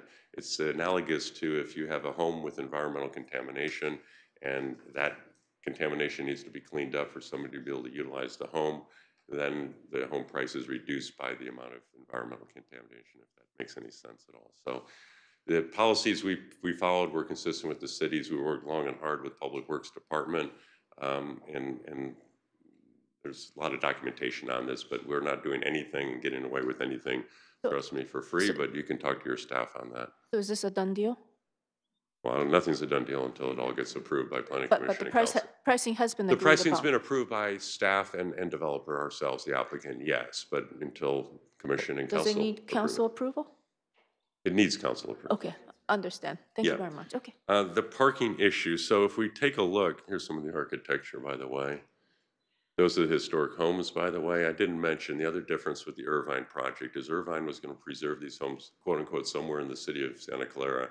One of the most important things for the people we talked to in Old Quad was, no, we want them to be relocated on site. So we went ahead and relocated the 2 historic homes and we left them on site, which also, of course, brings down the massing too. So that was another important item for the Old Quad. So parking is near and dear to our hearts. So this is a study that we did in September 2017. This represents 5 properties that we own in the city of Santa Clara. The key line is the one in yellow, highlighted in yellow, the occupied spaces per unit. So this was a study done by an independent parking traffic consultant, and that's all they do for a living is this type of work. They studied on weekends and weekdays at 2 in the morning, 3 in the morning, 5 in the morning, the peak parking times as to what the number of open spaces were in these garages. So this isn't a theoretical analysis. This is based on actual parking counts at actual properties less than a year ago in the city of Santa Clara and built-in densities that are comparable to this one. So that bottom line shows the actual number of stalls per unit in terms of demand. This was the number of stalls that were utilized on average per unit. It varied from 1.22, and you can see it's a very tight range, 1.22 to what, 1.29. The average was 1.27. So I know that there's a lot of anecdotal information about what real parking demand is. We own and manage over 10,000 units. This is very consistent with the data that we have received. Matter of fact, this is even lower than what I was accustomed to. So Irvine was 1.8 on this property. We reduced it to 1.5. We think the real demand is 1.2. So this includes those properties that were mentioned earlier where people might have roommates. Hearth North is 500 and South is 548 units, just finished a year ago in the city of Santa Clara. We have roommate situations there as well. That is not located next to Caltrain or really any transit but bus. Cobalt is Saratoga and Stevens Creek. Again, not next to transit, but you can see the numbers. Park Central is an older property located middle of Santa Clara. Mansion Grove is a 1,000-unit project we developed back in the late 80s. Gentleman here, I think he was involved in that, former Promethean. 1,000 units, so we have a huge number of units to count there. Not near transit either, at least not near a transit center. And that's a little lower density. We have a lot of families living there, a lot of roommates. We also, in the next month, studied 6 properties that are located in Sunnyvale and Mountain View. Here are the numbers. It's consistent. So we've got 11 properties here, not one of which is showing demand that exceeds 1.2, I don't see all these numbers, 1.23 or so. We're providing or proposing 1.5. We think we're overparked, to be honest with you. We're doing that as a little bit of an insurance package in terms of the unbundling. We'd be fine with unbundling. At any time we brought up unbundling, whether it be with the Old Quad or any other neighborhood association, the concern is if we charge $100 for the second car, people are going to want to save the $100 and park in the neighborhood. And that creates a lot of angst, as one can imagine, in those neighborhoods. Old Quad, I don't think, is any different than that in terms of their take on it. So we'd be okay with unbundling. We've studied a lot in a lot of cities, and it's usually ended up, after a lot of discussion with community members, councils, planning staffs, and commissions, that nobody has opted for it yet. And when I say opted for it, nobody has suggested to us that that is something that they would want us to do. So can you explain how the parkings will be assigned if it's unbundled? Because we're talking about 1.5, which means, well, you can't rent half a park. You can't get assigned half a parking space. So how does that work? Yeah, it's a good question. So what we do is we assign a parking stall to every apartment unit, and then we have open parking beyond that. So it's shared parking that can be utilized by anybody that's in the apartment project. And that's the way that we've done all these 11 projects as well. And by the way, this represents somewhere around 3,000 units, so this is not a small sampling.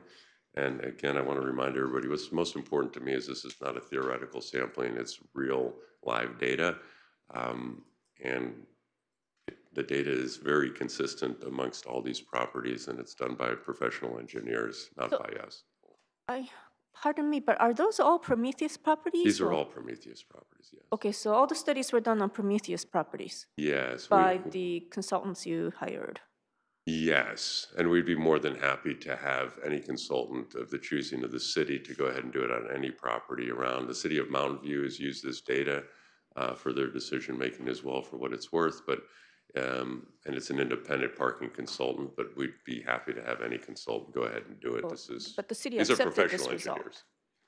Well, this is anecdotal. Information, yes. It was information that we requested. It was done for another purpose, to look at the parking at Park Central, as they mentioned as well. So, but this does show us what we've suspected, that the apartment developments are probably overparked. So as we're trying to gain more units and more affordability, this is part of that factor that we would consider. And one thing I'd like to mention is parking is really critical to us. We have absolutely zero intention of trying to underpark our properties, and the main reason is we're selfish. If we go ahead and underpark them, we're going to lose residents. They're going to go down the street to a project that's parked with more parking stalls. So for us to go ahead and cut back on parking to the point where we've got a conflict there really works to our disadvantage. So the goals are aligned, and if anything, I think we study and take the parking.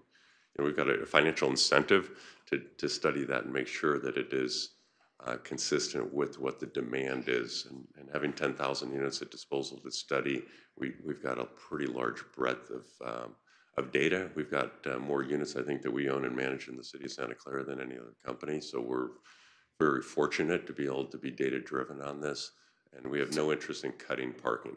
So the parking area is going to be gated, right?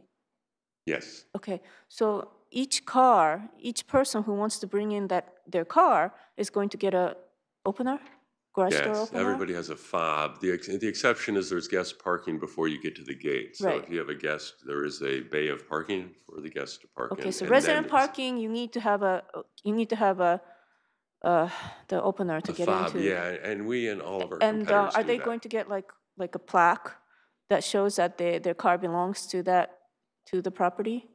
They have formal assigned parking in their lease. So if anybody else parks there, they can be One per unit.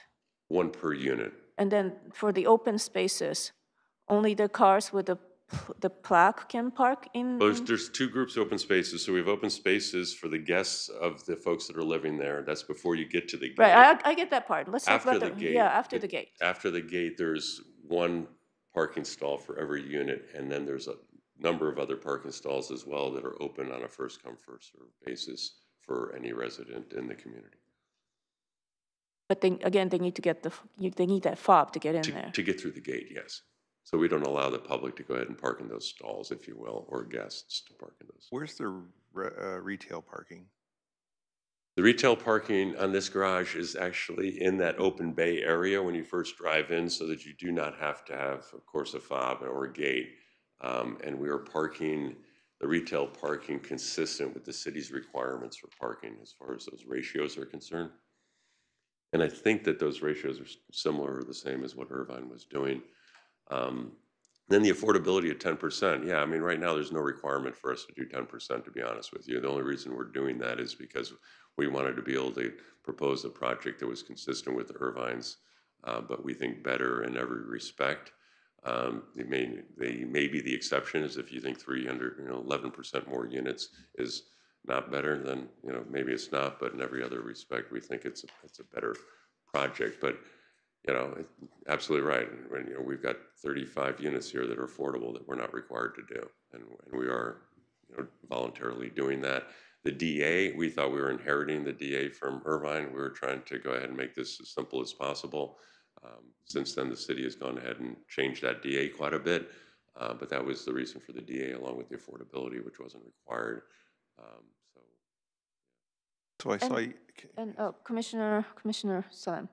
I saw that you removed the subterranean parking. Obviously, that I know that's a financial consideration. Have you considered a half a story reduction in height so that I push it down a little bit, but not necessarily make full underground parking, so that you can bring down the height of the parking structure and the spa and the pool and other things, just to bring down the height? Sure. I mean, we hadn't studied that, and partially because the height of that building is, you know, our goal was to try to make sure the massing was better and the heights were the same, no worse from the public's perception.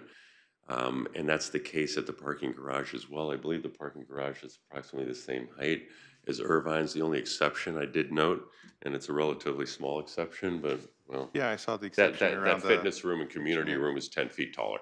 Yeah, So, and whether you that's see where I was that. trying to see if you could bring it down and bring Yeah, out the. and whether you see that, by the way, when you're walking from the sidewalks, I don't suggest you'll necessarily see that 10 feet of height because the rest of the building will block that. But no, we had not, we hadn't studied that, to be honest with you. Okay, so more about parking. I've heard that when the bundled parking, are you going to bundle parking spaces so that people who are on the 5th floor will get parking space on the 5th floor, so that they won't have to walk three flights to get to their? Yeah, that's a great question. So when we built Hearth, which is also an above-grade garage in Santa Clara and just finished a year ago with 548 units, one of the things that the residents like the best is the ability to not have to drive underneath a building, find their way to an elevator, and then take the elevator up. So we are doing exactly what you're suggesting, which is to allow the resident to drive up to the level that they live on and be able to just walk over to the corridor and then ultimately into their unit without even having to get into a stairwell or an elevator. There may be a few units where that's an exception because we have some parking on the ground floor and some of those units are on the 2nd floor that they would use, but at most you would go up one flight of stairs to get to your unit. Okay, so next question that I guess somebody asked was, why are you moving from gold that Irvine aimed for to silver, LEED standard? I don't know, it's a good question. I mean, the LEED Gold is, and LEED in general, is really throughout the country generally applicable to commercial developments. And Greenpoint rated has been adopted by many municipalities in the Bay Area as the standard for evaluating sustainability for apartment communities such as the one that we have. So there is a gold standard out there. We have done it before on the LEED side, but it tends to be more commercial oriented. I'm not an expert, so I can't tell you the difference between Greenpoint rated silver and the LEED Gold in terms of what we're doing from a sustainability standpoint. I'm not sure if anybody else can at this moment, I'm sorry. So I understand, well, I don't remember all the details, but Irvine wanted to do gold to get the density bonus, is that correct? Yes, they wanted to add 10% to the density of the Santa Clara high density residential designation, which is 37 to 50 dwelling units, and they were proposing 55 dwelling units per acre. And that's why they were using the discretionary policy from general plan to increase that density rate. But in the Prometheus project is? They are proposing 61.7, but Santa Clara very high density residential is 51 to 100 dwelling units per acre. So they're not required to do gold to get that density? So. No, they're not required to ask for any density bonuses or anything. Okay. But they do need the general plan amendment Yeah. to very high density. Right. Oh, right, okay. So can you tell me about I'm sorry, but I'd like to make sure. Sure. I'm sorry to interrupt your well, I mean, you talked about state mandated, the applicant mentioned state mandated density bonus will give them 400 units. What's that about? So the state, it's not state mandated. So there's an option within state law that allows for applicants to any municipality in the state of California to request a density increase in terms of the number of units relative for a particular property in exchange for the applicant providing more affordable housing on the property. Oh, So, okay, that one, okay. yeah, that's a trade-off. So that's the way the state is trying to go ahead and encourage developers and cities, because what they've done within that law is taken out a lot of discretion from the cities on the approvals of those projects where applicants are trying to employ the state density bonus law, which we have done on a number of properties in other municipalities. So what you're arguing is that because you're offering to do 10% affordable housing, that if you take advantage of the state law, you should be entitled to do 400, but you're doing 355 instead. Is that what you're arguing? No, I'm sorry. To clarify, for us to go ahead and meet the state density bonus requirements, we would be in excess of 10% for affordability. We are voluntarily providing 10% of the units, since the city doesn't have an ordinance at this moment for affordable housing. We're doing so, to be honest, just to be consistent with what the Irvine proposal was, so that we have as few changes from that, with the idea being that the changes in general we hope would be favorable in the way of more park open spaces we talked about, less massing, more open space for the residents, and a number of other things that are more positive. But you're not invoking the I'm state. not. Okay, got it. And the only Understand. reason we're not is because we met with the old quad and they preferred that we didn't go that route. And this was better part of 2 years ago. So that ship sailed a long time ago. Understand what you're saying now. Sure. Thank you very much. And Madam right. Chair, I just have to clarify, I'll just note for the record that the City Attorney's Office disagrees with his assertion that they could build 400 units.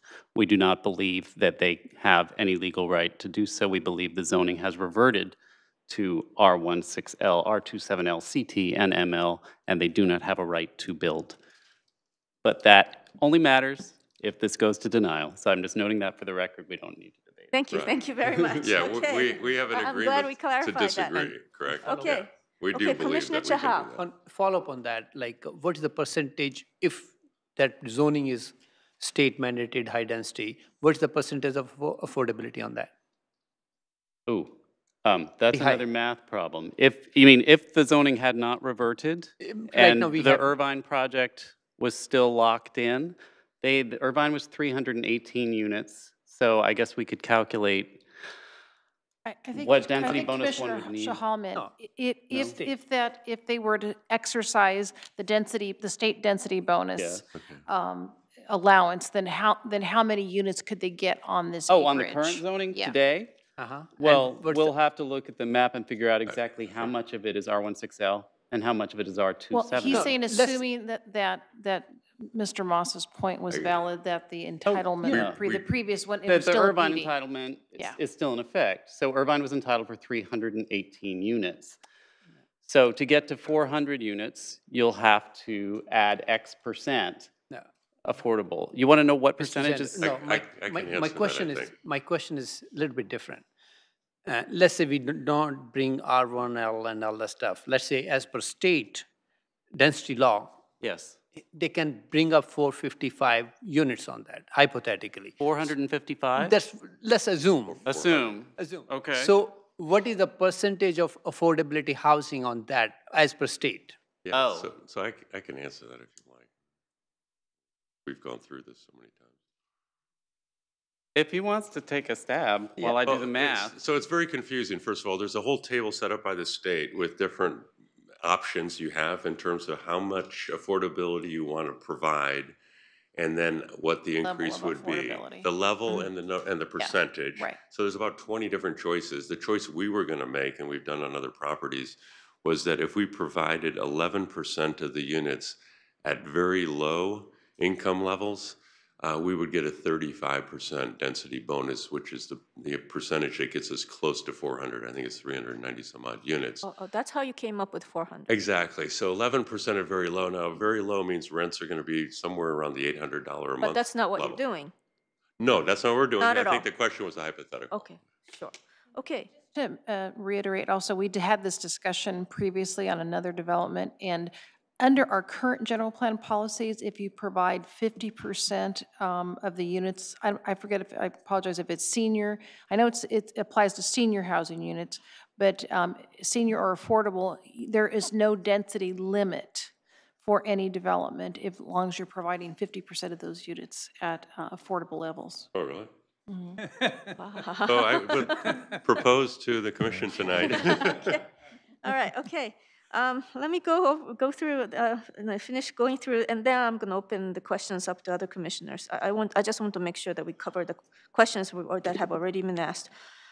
So retail at the corner. So you said that you were not interested in adding retail at the corner of Benton and Alameda, but you would be open to adding more retail at the El Camino? Because that's what the staff recommends, more retail. Yeah, okay, so let me clarify. When we started on the project 2 years ago, we were informed that the approvals, of course, from Irvine were 22,000 square feet of retail. We proposed something far less than that. We got a lot of pushback on that, and we finally said, okay, fine, we will meet the same requirements, at least that Irvine had. And then over the past 2 years, there hasn't been any discussion on anything different than the 22,000, and we've designed the building that way for months and months and months and months and months. So the staff report came out 2 days ago, and we read it, and it said we would like to have more retail out here. We felt like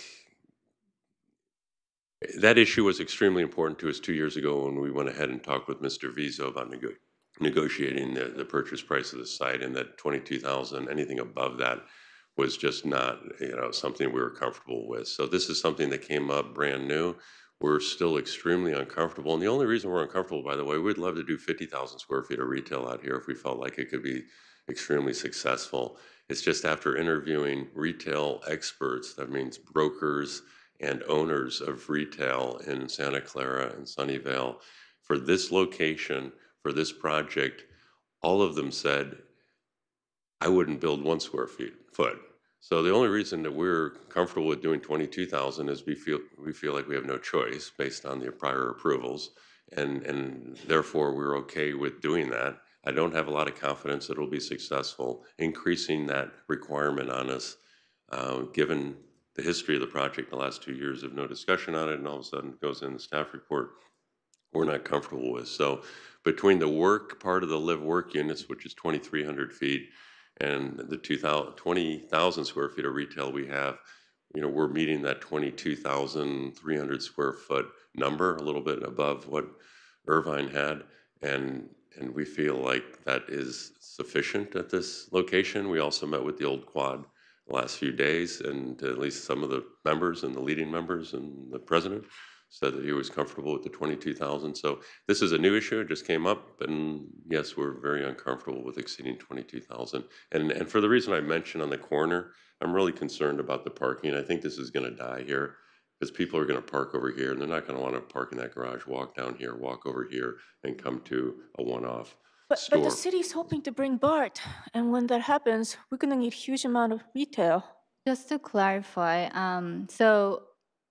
the commercial part of the live work is about like 2,000 square feet, and the retail part is only 20,000.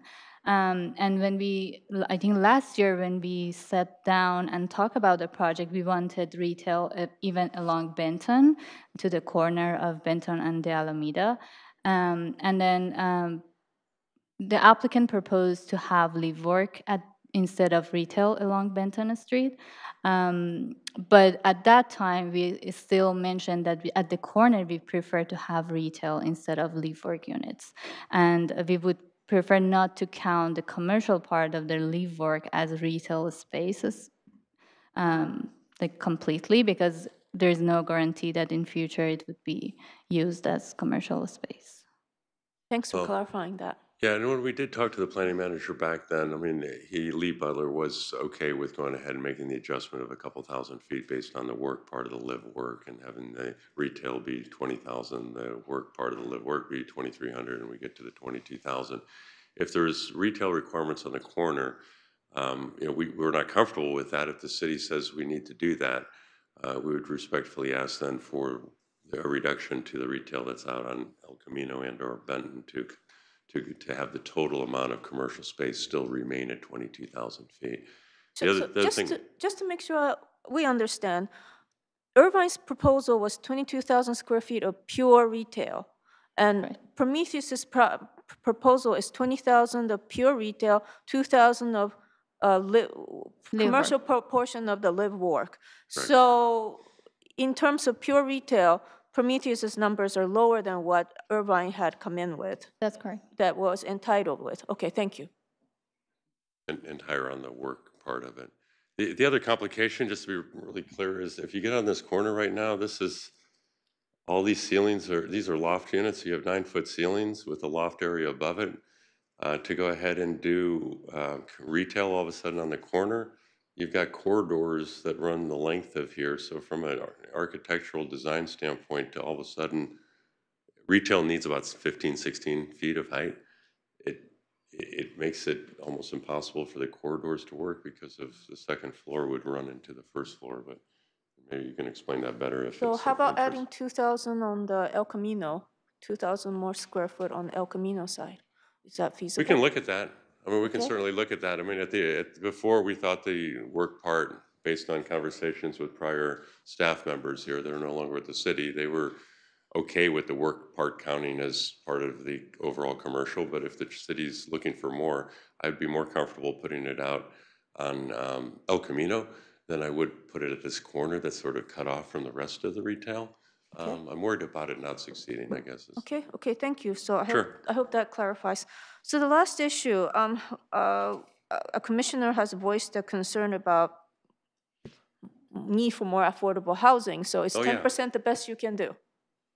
Yeah, as I'd mentioned originally, Irvine struggled at 318 to make this financially viable, and they're not a company that lightly drops projects after putting what was several $1 million into this property and then just walked away from the deal. At 355, we felt like it was viable 2 years ago. Be really honest with you, construction costs have gone up 15 to 20% annually for the last 2 years. Rents have stabilized. This project no longer makes a lot of sense at 355. My recommendation internally is to not move forward with the project. Our owners want to move forward with the project, but doing anything above a voluntary 10% in terms of affordability, and it is voluntary. These projects are, they're just, they're razor thin, and going ahead and having, another exaction beyond that or another voluntary exaction, if you will, makes it extremely difficult for us to get lenders, equity investors, and banks interested in providing over $100 million to invest in the property, to be quite honest. So I think the Irvine decision to walk is one that speaks volumes, and hopefully the city, takes it as, those guys like to buy and hold property for hundreds of years if they can, and that's their strategy. And for them to drop this deal is pretty significant. So. Okay, thank you. That answers all the first batch of questions. So let me open this up to other commissioners. Commissioner Kelly. Thank you.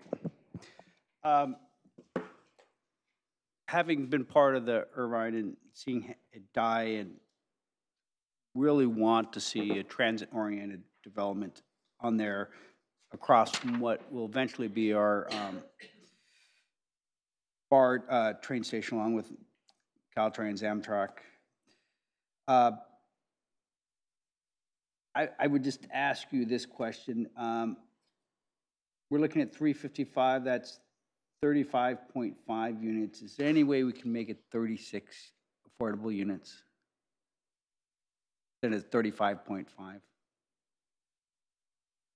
Yeah, I mean, I'm just asking just a little bit, because affordable housing right now is a big issue, and I know you raised it thin. I'll throw it out there. You can give me your response when you have your rebuttal time. Getting back to the zip car, you're going to have one zip car, which I really appreciate, because we want this a transit-oriented development.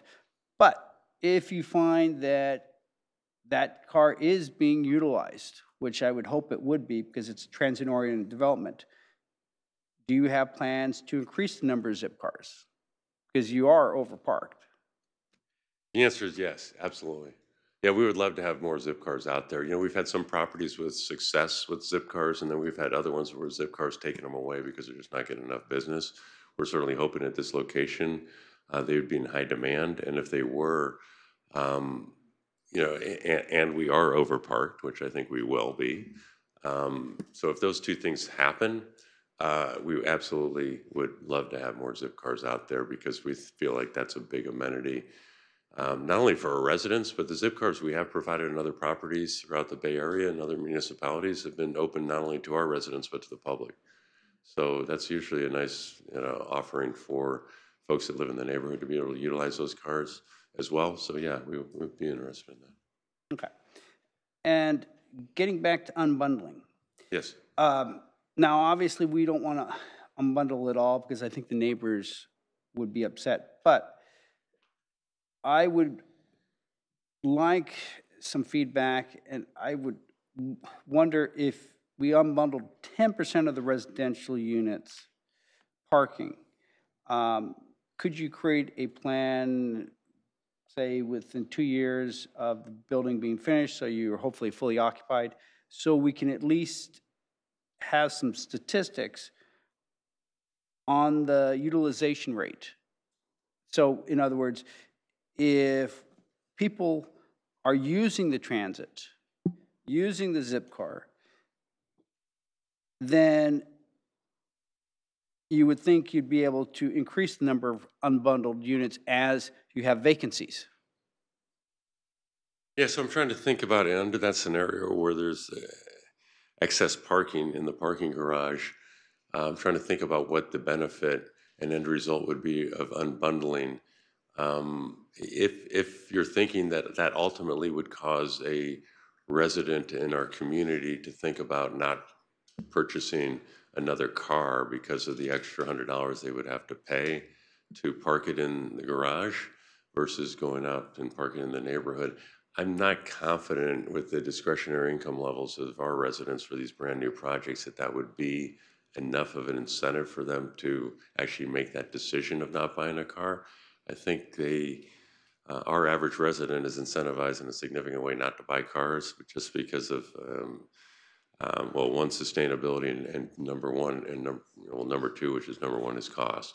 So I'm not certain that that extra $100 of convenience by not parking in the neighborhood would cause them to actually have fewer cars on balance on the site. If it did, maybe it would be open to it. I don't know. Right. I'll piggyback off of that question. Getting back to utilization rates, because this is basically our first transit project. Yes. Would you be open to doing a parking study once your building is fully occupied, say like 2 years after opening? Yes. Yeah, we've done that on some other properties. So you would be okay with us requesting that? Sure. Okay. And let's see. We'd probably do it for ourselves anyway because we're curious as to what the demands are. Okay. Well, what I'd obviously like to see if some parking space could be converted to open space or other things like a rec room or something else, storage, because the whole idea is if it's not being utilized for parking, as we've seen since Uber and Lyft have come out, we've seen a 30% reduction in hotel utilization because of those services. Yes. Then we would like to see that parking used as green space or maybe additional housing units. Yeah. We agree.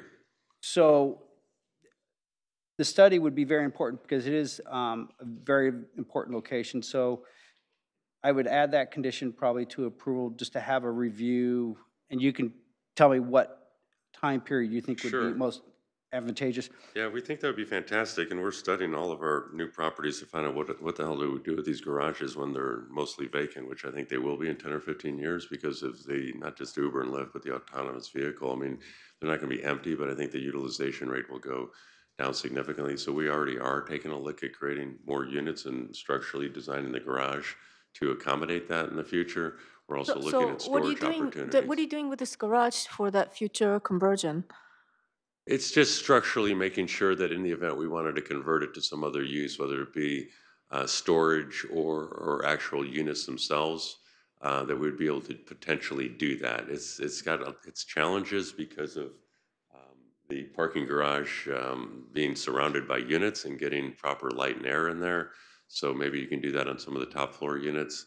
I'm not sure if we'll have a gap between the garage and the units to allow some form of natural light to get in there, but it's a very complicated issue, but believe me, we're beyond incentivized to make sure that alternatives are something we could employ should the parking demand do what we all think it's going to do, which is drop precipitously over the next 20 years. Is the parking structure linked to the residential area, or? I'm not, on this particular one, I'm not sure if we're linked in all places with mechanically ventilated. We are. Yeah, so it's difficult to get natural light in there, so it'd probably be more of a storage facility that we would be able to do. And I think Mr. Vizo has been extremely successful over the years with storage facilities, so we would probably consult with him at the appropriate time and maybe hire him if he's willing to help us out. You okay with that, Chad? Are you okay with helping us out on the storage if we're going to convert garages to storage? Well, that's... Okay. All right. Let's go back to Commissioner Kelly's question. Things change. Okay, Commissioner Kelly, please continue. All right. Last question, getting back to, you said 10% of the parking spaces will be wired with level 2 chargers, is that correct? They would be EV ready, so we would go ahead and have it set up so that we could go ahead and we're not going to put chargers in 10% of the units, because what we've done on all our properties, as demand is out there, we'll add a charger. So if somebody brings an electric vehicle, we'll add a charger, or we'll have a shared charger among a couple of them. But we were making sure that the transformers are designed to be able to provide the loads for electrical power for 10% of the parking spots. Okay. Quick question. How many pre-wired chargers will be available once the project's complete? I mean, or how many spaces will actually have charging units, I should say? We'll just put in a small handful, like 2 or 3, to be honest with you. And if only 2 or 3 of our residents have electric cars, we're not going to put any more in. It's kind of crazy. Right. So we just put, it's so simple to add these as needed, as long as we plan for it properly in advance with the electrical wiring. And can we, just for the sake of argument, increase that percentage of spaces pre-wired to like 16%? Well, the city's requirement's 5%. We've voluntarily doubled it because we want to be careful and be conservative on that. So I'm not sure if you're talking about increasing something that we've already increased 100%. Well, when I was in New Orleans, one of the things that they were talking about is these autonomous vehicles, which in 20 years, they're predicting 50% of the vehicles on the road will be autonomous. Within 10 years, it's like 15%. And these vehicles will most likely be electric, okay? So when you're building a project and having it pre-wired, for instance, and it's close to a transit center already, it would be nice if you had the wiring already in the ground, is what I'm saying.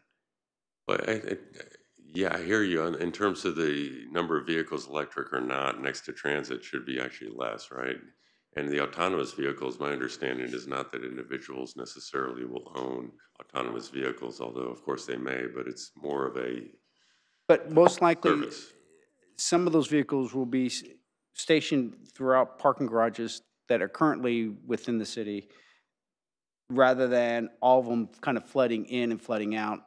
I mean, some will have locations outside the city, which I understand because of the cost of real estate. But Commissioner Kelly, can I just point out that the obligation is the 10%. So this right now, as of their obligation, they are saying that they will pre-wire 65 parking spaces. for charging. Yes. The obligation is 5%, though, I think, by code. Right, by We're code. doubling it. But for We're the voluntarily proposal, doing they're it. proposing to pre-wire 65. So that should sustain the demand for a while. Okay. All right. That's it. That's all my questions. Madam thank you. Chair, may I offer one point of clarification? Sure. A minute ago, Commissioner Kelly asked about whether or not the applicant could provide one additional unit, since it's going to be 35.5 affordable units. This was an issue at our last meeting where we had two different projects that were coming through without development agreements. This project, as you know, is going to be subject to a development agreement, and it mirrors most of the terms that were in the Irvine Agreement. The Irvine Agreement and this agreement specifically addressed that fractional unit. Under the terms of the proposed DA, if you have 0.5, you round up. If you have less than 0.5, you round down. So with 355 units, that'll be 35.5 affordable units. They're obligated already to provide 36 under the terms of the DA. Okay. So it's really a non-issue unless they reduce their unit I count didn't by even one. know that, but I think 354 units would be the appropriate number of units for the. Okay, all right, thank you. All right. Commissioner Salem. Yeah, I was just going to point out to the applicant and some of the board members, or some of the commission members, is that at least two of us weren't involved in the Irvine decision. So we're not carrying the Irvine decision as history or experience or influence on questions or how we want to see this move forward. The other thing is we already saw what happened when we asked you about rounding up for Moonlight. Yeah, and you seemed favorable here, and then went to City Council yesterday and said, no, you're not going to do that. You pay the fee. So I'm not even trying to suggest rounding up because it doesn't seem to be something that carries through. As far as the history goes, I would hope that there's some other place or documentation or something that I could get to help understand better what was proposed for Irvine, because that wasn't included in the packet, and it seems to be a very fundamental part of the proposal. So on the city website, if you go to the 575 Benton addendum to the environmental impact report, there is a link that would get you to the Mission Town Center project also. Okay, I'll go look at it, thank you. And we will make sure to provide that for commissioners next time. Okay, anything else? All right, thank you.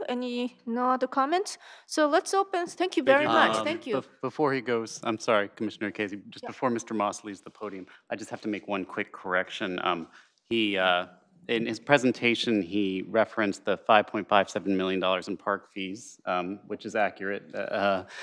He also mentioned $310,000 in transit fees, and I think he just misspoke. That's actually what was under the Irvine Agreement. Prometheus is not committing to pay any transit fees. Oh. They're committing to pay $310,000 to transportation-related improvements. They're going to be building the improvements themselves. The value of those improvements will be up to $310,000. So it's not they're paying a fee to the city.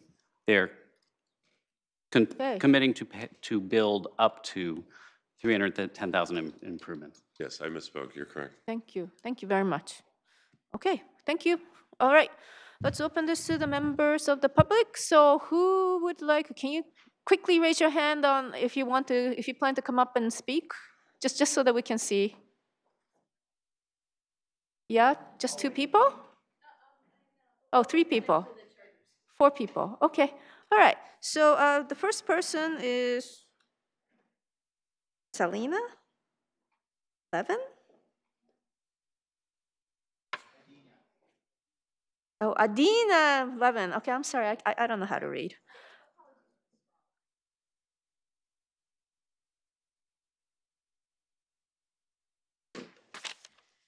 Hi, good evening, commissioners and staff.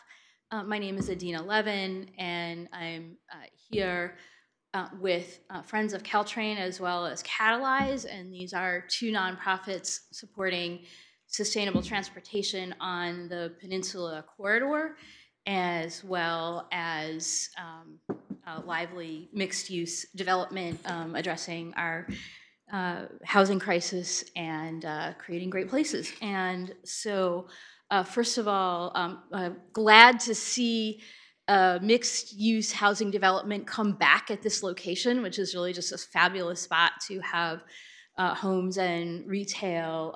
Glad to see the applicant working with the community on the architectural style and public space for the community, and these are all really welcome things. We do have a couple of concerns about the proposal before you, and I know that in the 2 years since the last version of this project, the housing crisis has gotten worse. It's cold. The interest in potentially more affordable housing, seems pretty notable. And back at that time, the preference was for having a smaller building with fewer units and therefore less affordability.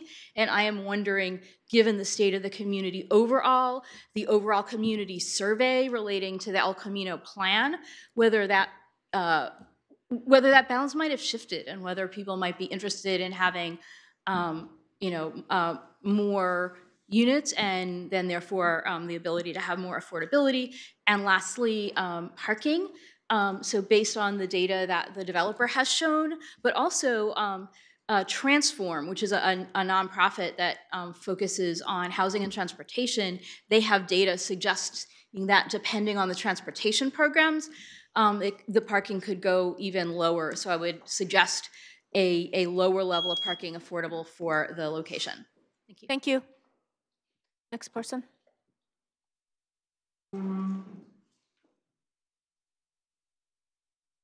Yeah, please just, line up or keep coming up because, we want to keep this moving. Thank you. I'm Angelo Markey. I'm a property owner at 3430 The Alameda. That is the property that is on the north side, northwest corner that abuts this development. I have a question regarding this diagram that shows up here. I'm assuming that the property that shows that's the existing residence is 3410, is that correct? Yes, that's correct. All right. As you see, there's an area of where there's, I'm assuming is a building that is like a Z or an S shaped at the very top that spans the perimeter of the north edge of this property development.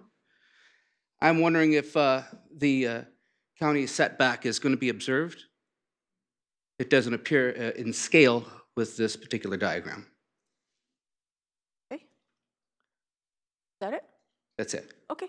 Can you answer that question The quickly? applicant is providing 20 feet setback from the area that you're looking for. So it's going to be 20 feet from 20 feet from the rear and 25 from the lateral, as according to county code.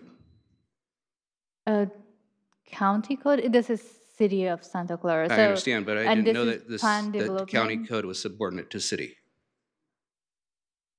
So this is going to be plan development zoning, and as part of plan development, setbacks would be set as part of the development of the project. So there is no specific requirement in terms of the setback for plan development, but for single-family residential, for example, we have the 20 feet setback requirement, and this is a mixed-use project, but the applicant is still providing that 20 feet setback from the setback at the top that you're referring to. Yeah, so it's set back from the rear of the property, but on the side of the property, according to code, it's 25 feet. 5 feet for single family, not for planned development, for the side. My zoning is not altered. So you're abutting the project property at the top, is that right?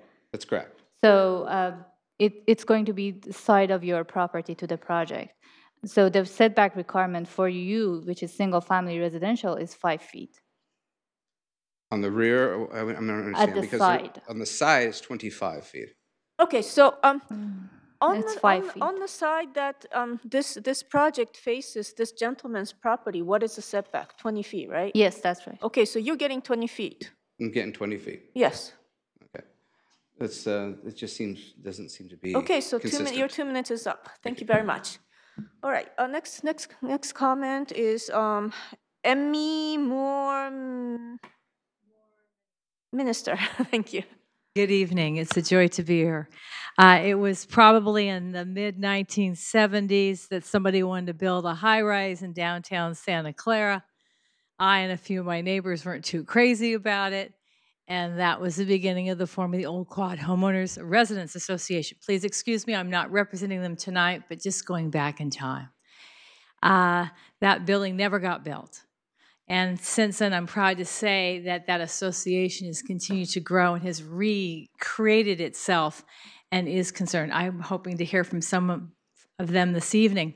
But I come to you tonight speaking as a resident of Santa Clara. I live bi-county, and I'm also a regular rider of Amtrak, the Capital Corridor train, which wasn't listed in the report, but does service the corridor and have been an advocate for public transportation. I am excited that Prometheus has taken a look at this plan and revisited the plan that was submitted before by Irvine.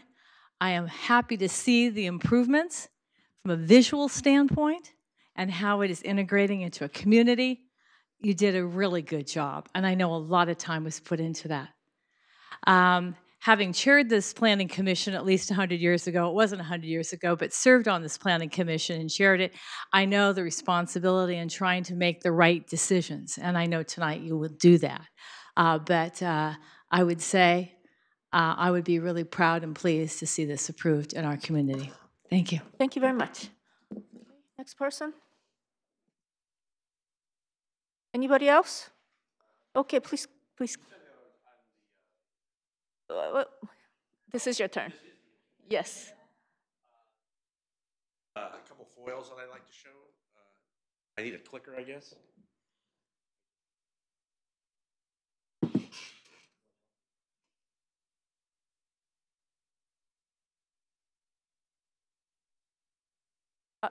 I have about 8 slides that I like to show.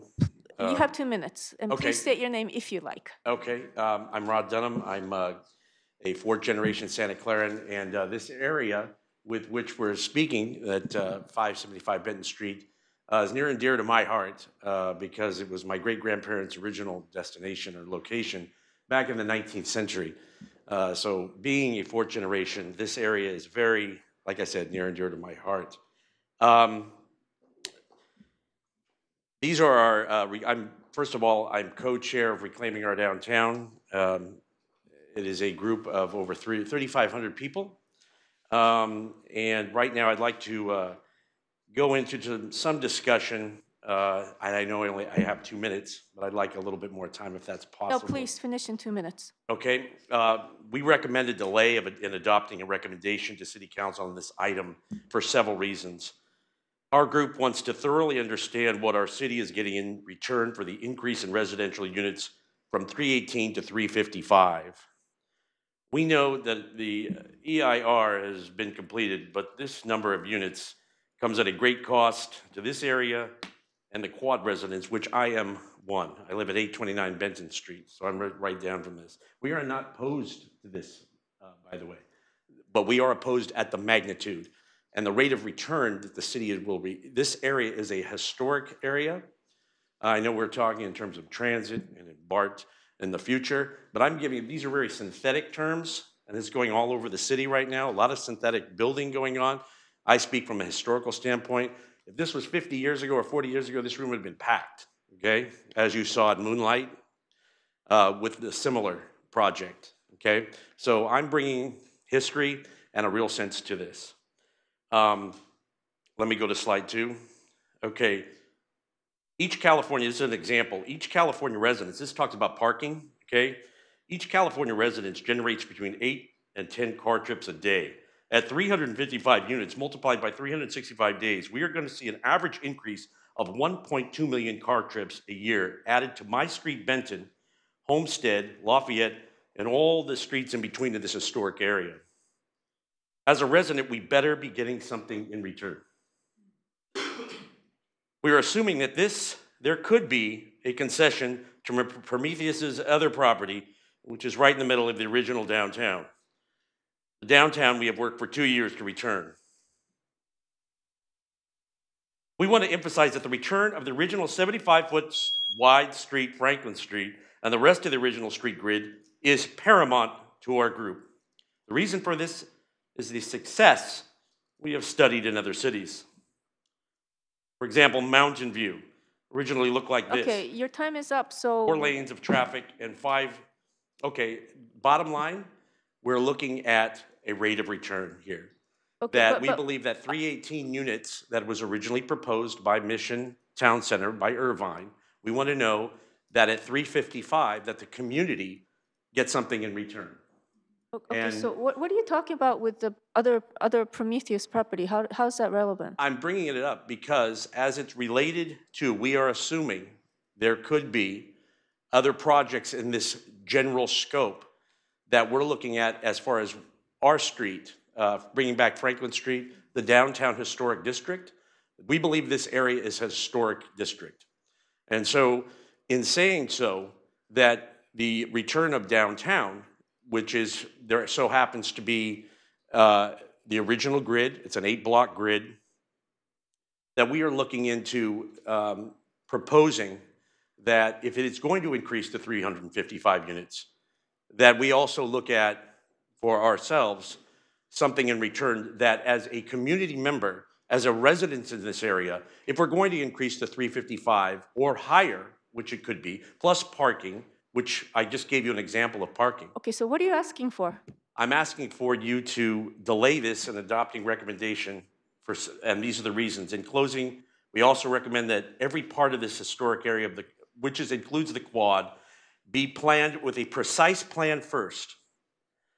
And I've given you an example of Mountain View already, okay? But it is important that this be a return to downtown. The VISO development should be part of this precise downtown plan. Okay, understand. Okay? Thank you. Thank you very much. Thank you. Okay, anyone else? Thank you. Okay. Can I see my time to? Yes, you can. I would like. All right, you have 2 more minutes. Time. I'm very sorry.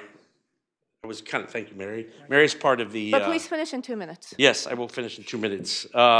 As I was showing you the downtown plan, that's our group. First of all, thank you very much for adopting, or myself to be here tonight and present this in front of you as a community member and resident in the area. Again, I'm bringing a non-synthetic approach than just numbers, okay? But I am concerned about parking. Being just down the street at Alviso and Lafayette, I'm right across the street from the university, and I am very much for the project, but it's just the scope and what is the return for us as residents. And we have a return. We believe that we have discussion that we need to see furthered. If you have any questions, basically, we would like to know more of the whys of this plan and thoroughly discuss in the community before blindly approving it, because once this is done, once this grid is built, it's never going to change. This is for the long term. This is forever.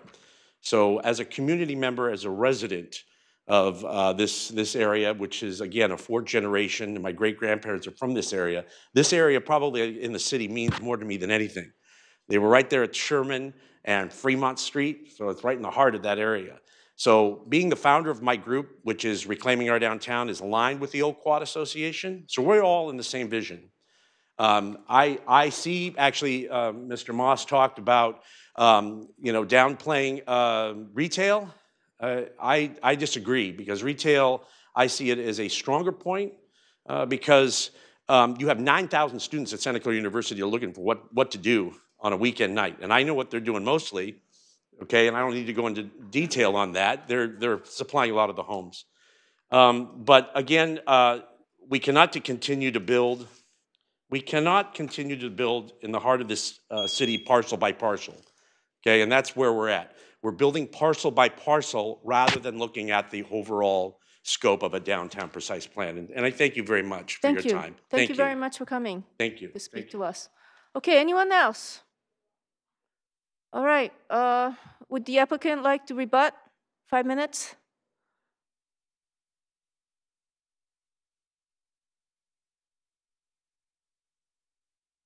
I mean, I've answered a lot of questions here this evening, and I think I've covered all the subjects that I came here to address. We are working actually with the city on the plan that this gentleman was talking about, and we're more than welcome and more than happy to meet with him to better understand his goals too. But no, I don't really have any rebuttal. Okay. I think I've probably said enough tonight. All right, well, thank you very much. Thank you. Okay, motion to close public hearing? Second. Oh, So moved. okay, all in favor? Aye. Okay, discussions. Commissioner Chahal. Okay, I have a few comments to make. Just to recap, this project came back with higher density than what was approved by the council earlier. Like, council did approve 50 dwelling units per acre with 10% bonus. And now it's coming back almost with the same facts. Like, I don't see any change other than the density being increased and taking advantage, and that's the reason you're asking for a general plan amendment as well as PD rating on that. Just to recap, like Mr. Moss did mention, things have changed since 2016. Yes, things have changed since 2016. Traffic has gone back from bad to worse, and affordability housing has gone, like, need for affordable housing has gone even higher than what we had earlier. Just to give you some numbers, the traffic studies for the Irvine project, they gave trip generation of 3,713 trips, additional trip generation for this project. I know that was 385 units and you did 355. I can discount that by that, but I'm giving you the perspective. So basically 3,713 trips were generated as per Irvine project. And they gave existing, so more than almost 2,000 trips are being generated from this project. And that will add to what we are looking at the traffic woes of the city. Now, second thing, as mentioned by some of the residents, yeah, this is a planned development, and this is a development agreement, and we can probably ask you something more, like if you really need general plan amendment and plan development. So we have, I think, every right to ask for more affordable housing as per the needs of the city have changed from last 2 years. And as I mentioned, now other thing some of the other aspects I noted are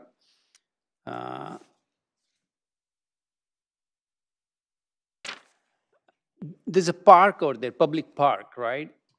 Do we have a parking for that public park? The dedicated park we have, what's the parking situation for that park? That's probably a question for the staff.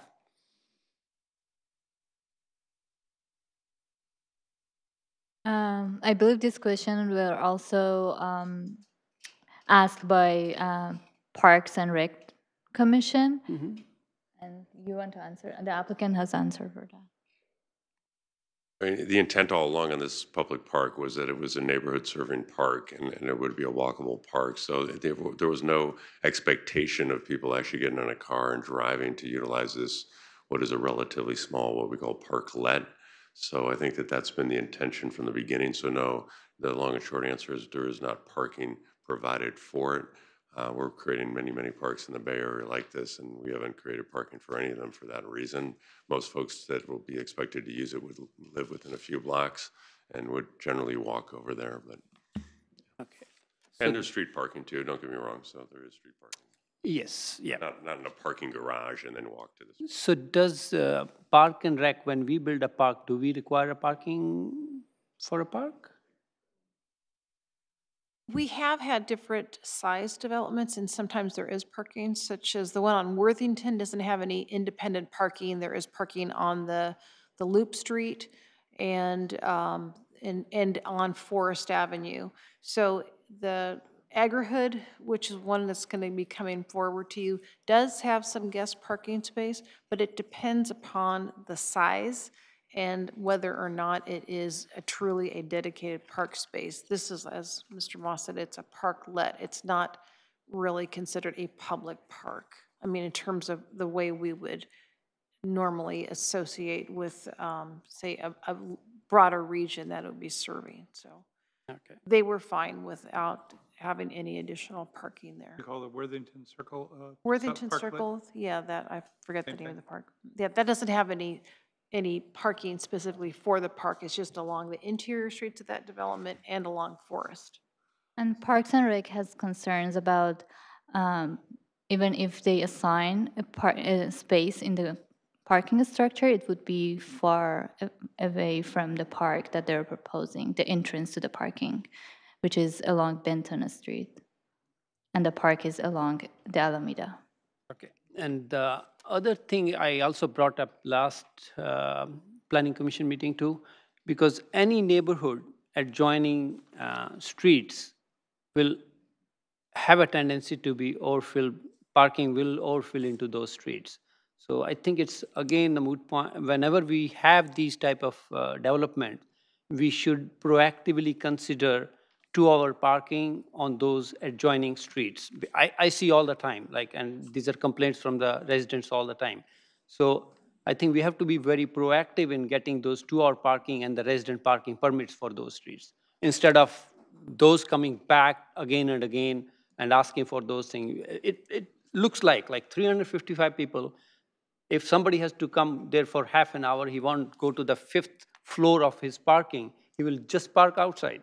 And if we have 2-hour parking, yeah, okay, it makes sense. But to give convenience to the residents, these streets adjoining these streets, maybe, I don't know how much distance, half mile or whatever, they should be provided automatically residential parking permit and 2-hour parking max on those.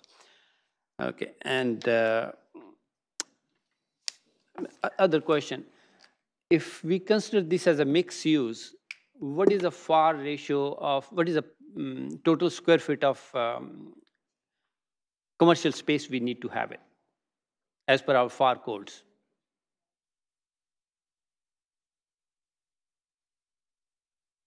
I know you are making it PD, but I just want to know, like, if it was a mixed-use development, how much commercial space should have been I there? believe it's, even under the very high, it's 10%. If we did the text amendment, I believe it's 10%. 10% of the... 0.10. Okay, and that would come to That's be... based upon the lot area. Lot area. Okay, and that would be roughly? Under the definition for very high density residential, it doesn't specify. Okay, it's not very high. That's after we do the... Yeah. After we do the general plan amendment. Right now we are at high density, high 50. Density. After that, it will be very high density, right? Yeah, so if I recall correctly, the text amendment, John's not here, but it allowed an option for commercial space. It wasn't mandatory under the very high, if I recall correctly. Yeah. So there isn't, but if we were to look at something comparable, we would possibly look at the 0.10. I don't know. That's what I'm asking. Like, Yeah, what is the actual number? I don't believe there is an assigned FAR as some of the other general plan designations. No, but we do have, if we consider it as a mixed use, we do have that FAR ratio for commercial, right? Let me clarify. When we adopted the Lawrence Station Area Plan, we added the designation for very high residential uses to the general plan. Prior to that, there was no definition for very high residential uses. At that same time, we added a policy to the general plan stating that within the very high density land use designation, you could also have commercial uses on the ground floor. I need to look up that policy right now to see if it has a particular ratio, but we're simply relying upon that policy for the commercial. This is not actually being called mixed use, even though it is a mixed use development. It's being given the very high density residential designation and then relying upon the policy that allows for commercial. So I'll try and pull up that policy. It's a little hard because it's not baked into the general plan. It's in some resolution that we adopted in 2016 that I have to look up now. No, okay. Yeah. I'll see. It was approved as part of the Irvine project, but it doesn't specify any specific like percentage. Under the Santa Clara Station area plan, it does have percentage of the FAR for like Santa Clara Station regional commercial, but it doesn't have anything for the residential designations. Okay, those are my comments for time being. I'll hold on to others. Okay, all right. Oh, one more sure. important one. Yeah, I know Commissioner Salem mentioned that two of the commissioners who are sort of lacking or they could not get the feedback of the Irvine project as such. And I know Downtown Revitalization Group also wanted some time to think about this thing. So I'm in favor of continuing this thing for next meeting or something so that they can be up to speed and we can discuss about other aspects of that one over there. And as this is a development agreement, I fully agree to some of that issue that it should be comprehensive approach, especially when Prometheus has the other property for which we are looking for some plans down the line. And I think that hearing is coming up around June 12 or something. But Franklin, yeah, please. For City Council. Yep. Yes. Yes, we have property in the downtown that is going to a City Council meeting on June 12th. And the intent was to have that item, along with this item, be heard. My understanding is the same evening. We've been in for a couple of years now on the property here, and we certainly would prefer to be able to, if we can this evening, be able to move this with a vote of some sort so we can ultimately be able to move this forward. The focus plan on the downtown, I know, is an event that's going to take place over the next several months, if not longer than that. So to think that we're going to go ahead and be held up for that after 2 years of reviews, it doesn't seem like it would be reasonable. But we do have a very specific plan we've negotiated with the city, and we've communicated it to the Old Quad Neighborhood Association, who, generally speaking, has been in favor of it. And we're more than happy to sit down with this gentleman and his group as well and go over it. But that's been worked on at nauseum and is ready to go on June 12th for what it's worth. And it's a very concrete, specific plan of us dedicating property to the city that's very significant. Yeah. But the focus plan for the downtown, sure, that's going to take months and months or years. I don't suggest, hopefully, that we're held up for that. My submission is twofold. Like we agree on the Planning Commission.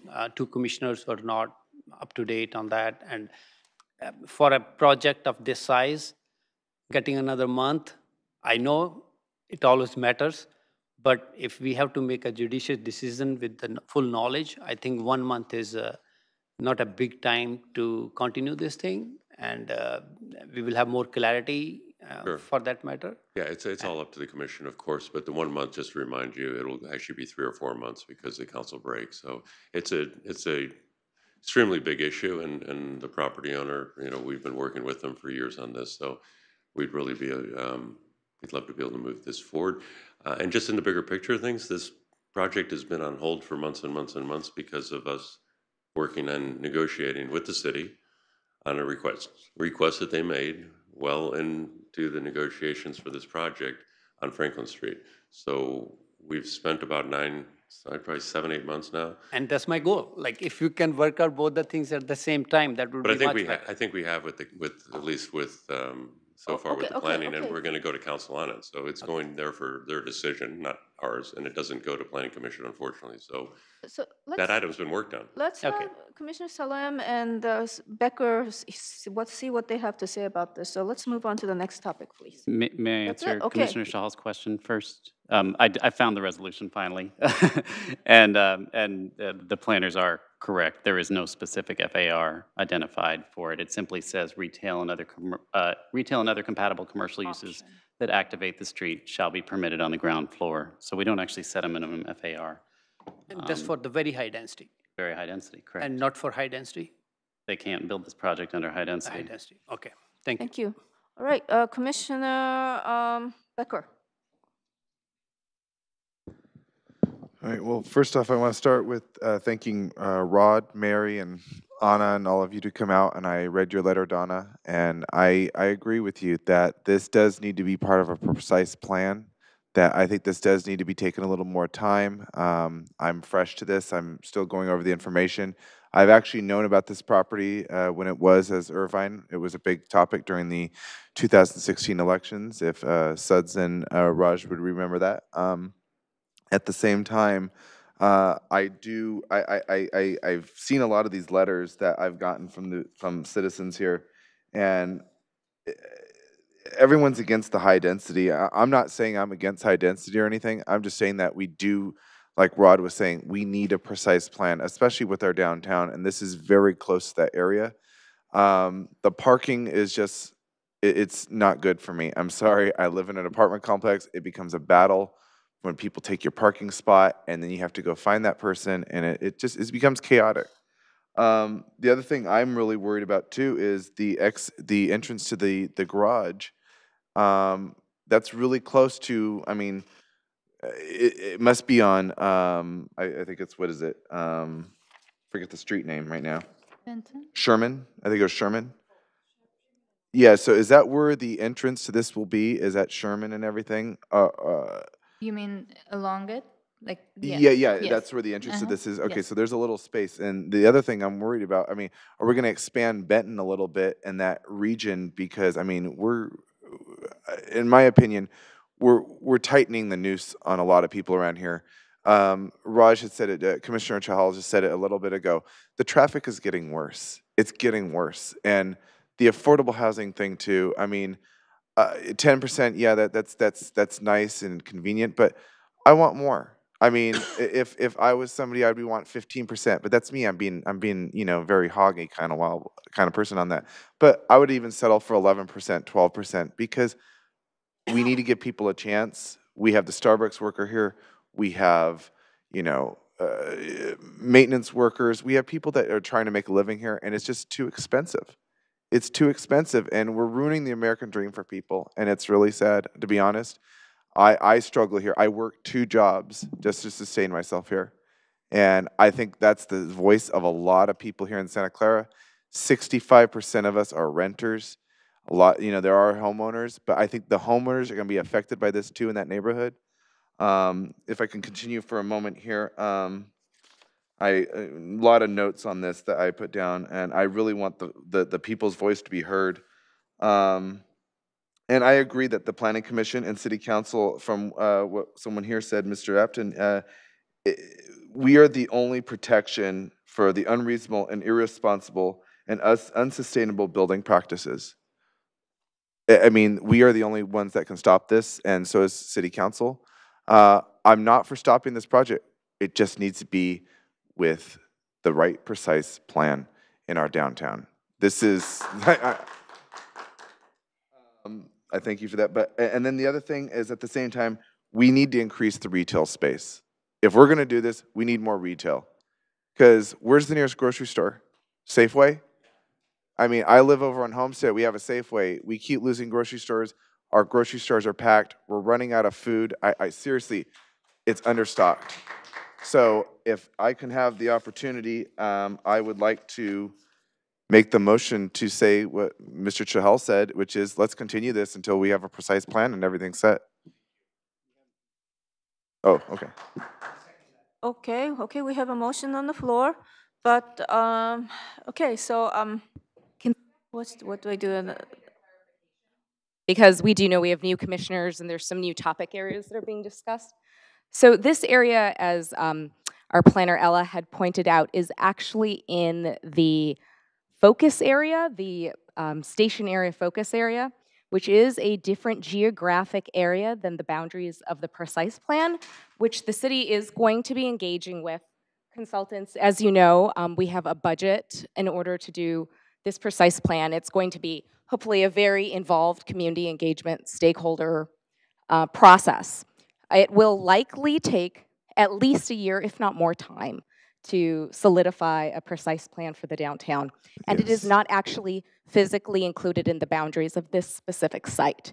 So I just want to clarify, sorry, I'm looking at But different. just to be Yes. sure, so this piece of land is not part of the downtown precise plan? No, it is not. And this project's not being considered under the station area focus area either because that plan is not yet available? No, it is. It is part of the station area, focus plan area. That is the part of the general plan, and that, There is a Planner Ella specific said, plan, yeah. yes. It's just more limited, but that plan is already in place, and that's what this project is being considered under. So it's being considered in it was already in conformance with the place when current plan. Irvine applied. Yes. All right, that's right. Okay, I remember now. So Thank you. I just, I would like to provide clarification under the geographic boundaries for the downtown precise plan, and also the timeline for when we would actually be bringing a solidified plan forward. And it would certainly be in at least a year, if not more's time. And we really are excited about engaging the community and the stakeholders in that plan. That's great. I mean, because Thank you. like he said, Rod said, I mean, we back in the 40s, this place would have been packed, you know, and that's the thing is we got to get people more known about this. I mean, give a chance to a millennial or everybody on this dais. We should go out there and just get everybody active in this, and that's how I feel about it. Okay, but there were many public meetings held on this project, and you know there was a big participation at those meetings. Well, that's why I'm stating is yeah, there has been a public participation, but as Mr. Chahal said, is that times have changed, and it's been a couple years now, and I think that it's an opportunity now we have to really address the situation. I mean, that's my personal opinion on it, and I think that's how we should move forward on this. Okay, thank you. Just to clarify, the public outreach was done in 2016. Yeah. And yeah. So it was not 2 years ago, just it was 2016. Yeah. It was 2017, last year, July, when we had a community meeting. Yeah, and there's like what, 30 something you guys had, or I forget. 45. 45. Yeah. Yes. Okay, so Commissioner Salem. All right, so I'm the other half of the group, or the commission that hasn't been a part of the history. I think for consideration of Mr. Moss's comment of multiple months of being on this, I'm currently very not in favor of this. To continue it might actually improve that opinion. I want to learn more. I want to understand more before I offer a vote or an opinion on it. I think rather than rush it through and find opposition, it might help to just delay it a little and let us have a chance to really get a deeper understanding of the history. That's the only comment I want to make on that. Okay, thank you. All right, Commissioner O'Halloran. My question's actually kind of been asked, or has been asked. You know, I'm just trying to get a geographical sense of where is the downtown focus area in relation to this Santa Clara station. Are they abutting, or are they a different distance away?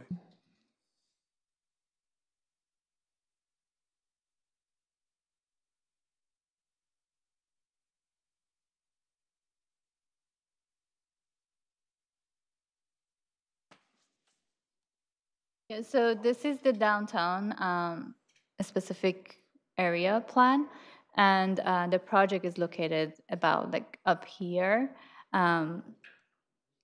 which is close to the site, but it's not going to be studied as part of the downtown specific plan. Do you believe they'll have impact on each other? Or? They will have impact, and that's why like staff was recommending to have retail at the corner to try to connect these two areas together. But if we wait for the downtown specific plan, this project site would not be studied as part of it. Okay, please refrain from, let's keep order in this meeting. Okay, any more questions? Yeah, I do. I actually, like I said, I think most have been answered. The Prometheus property in that Obviously, it would be, I would imagine it'd be excluded from the specific plan. But where is that exactly? Can you point that out? It's, Where the Irvine, where this project is. it's not, it's up here, so it's not part of this area plan No, that you see? not this one, but the other. The project site, you want to see that? Okay. So this is the project site located here. Now, I And know the then one that we're the talking about tonight. downtown is somewhere down there. So there, Now, what I'm asking about is the other one that Mr. Durham had mentioned. The other, I'm just curious more than anything else. Which project are you referring to? Well, we've got this one here. Yeah. And then there's going to be another Oh, one. the Park for Central? Prometheus in front of the council on the 12th. I'm just trying to figure out where that one is. Franklin Street is part of the, it is within the downtown specific plan area, the site. But it's not part of this project. It's going to be presented to council on June 12th for the Franklin Street kind of like vacation or return back to the city. More just curiosity, it just seems the idea of bringing them all together as a single But they're plan is different. useful. I know that. Different plans, different Right. projects, different locations. Okay, any more questions? They each impact each other. Okay, thank you. Okay, thank you. Commissioner Kelly?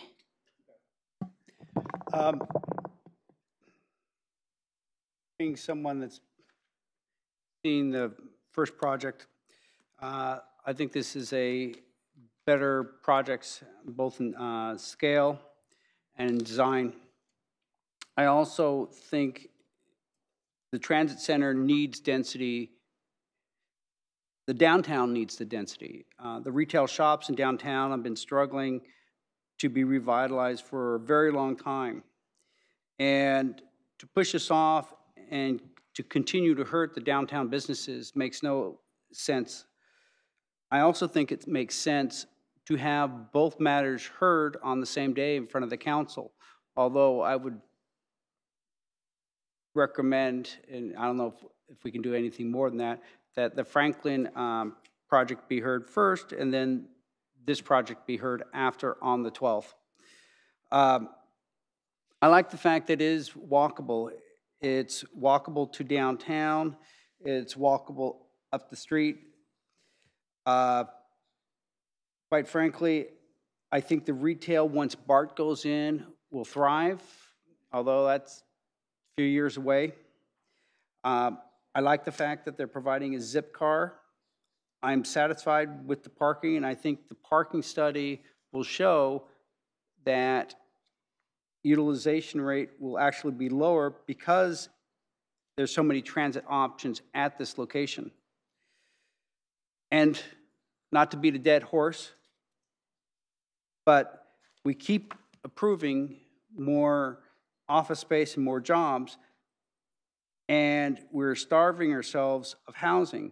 Our kids, our seniors are paying the price because we are not building enough housing to meet our growth, let alone all the people that we bring here for the high-paying tech jobs. So we need housing close to transit center. I do not think it's going to be a negative impact. I do support a plan for downtown because it's long overdue, but I think it can be addressed at the June 12th city planning or city council meeting. Okay, thank you very much. You have your, okay, Commissioner Salem. Yeah, I appreciate that this has been ongoing for a long time, but, you know, let's make informed decisions and let's have an opportunity for the people that are new to the board to get on to the level of facts that everybody else is taking for granted. It's not going to be delayed a year. It's going to be delayed one meeting from our perspective. You know, give us some time, okay? That's really all I'm asking for. Okay, I'd like to make my comments too. So, oh, you have a comment? Oh, yes, Commissioner O'Halloran. It's just a question of when is I know Mr. Moss talked about the council break. I'm just trying to see if we can coordinate calendars. It seems like we are awfully close on this, but it would be good to talk to them at the same time. Do you have, I'm trying to look up real quickly what the calendar It's is. usually the middle of July through like August. So our meeting is on the 13th. Our next meeting is on the 13th. I And so believe they would have that a be, meeting on July 12th, and I think that's the last meeting. they'd still have meetings in June. The council would still have meetings Yes, in and June. then they would break. In June, then 2 meetings in early July. So their break is between the third week of July and third and fourth week of July and first and second week of August. So it does seem like there's room to add, and without overdoing it, to add this on the, another 2 months, or another 2 weeks, I should say, to look at this a little further, is my personal opinion.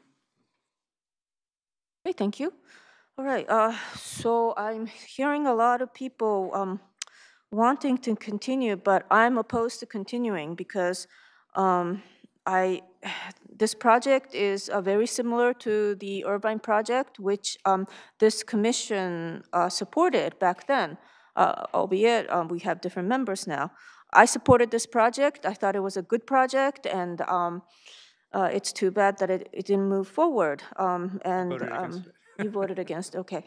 So, but what I think is happening is that if we don't allow this project to move forward now, next time it's going to come back, it's going to keep coming back with more and more density because let's face it, the pressure is there to add more housing. And if we either get on the bus and move forward with this project now.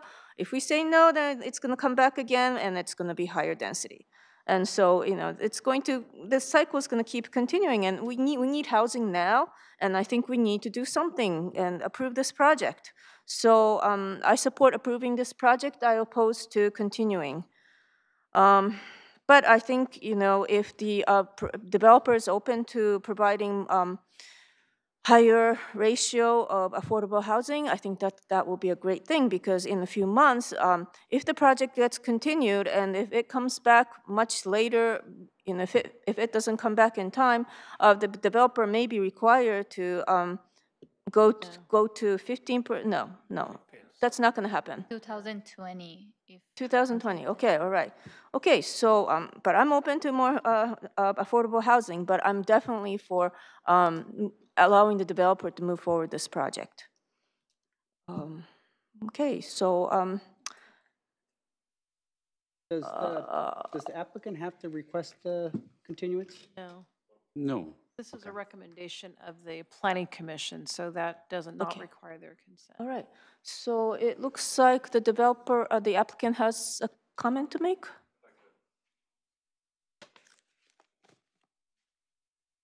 First, one comment, my understanding, I may be incorrect on this, but my understanding is the commission for the Irvine project actually approved 370 units, and then the council cut them back to 318. I don't know that for certain. You may have the data. If That's the correct. case. Okay. It's true. So And- we're and, that was in the report that was provided. Okay, so we're actually asking for a reduction in density here. So, given the state of affairs, and I hear you on the June 12th and July, my understanding in talking to the city manager's office is that the agendas are absolutely jammed on the city council going forward before their break.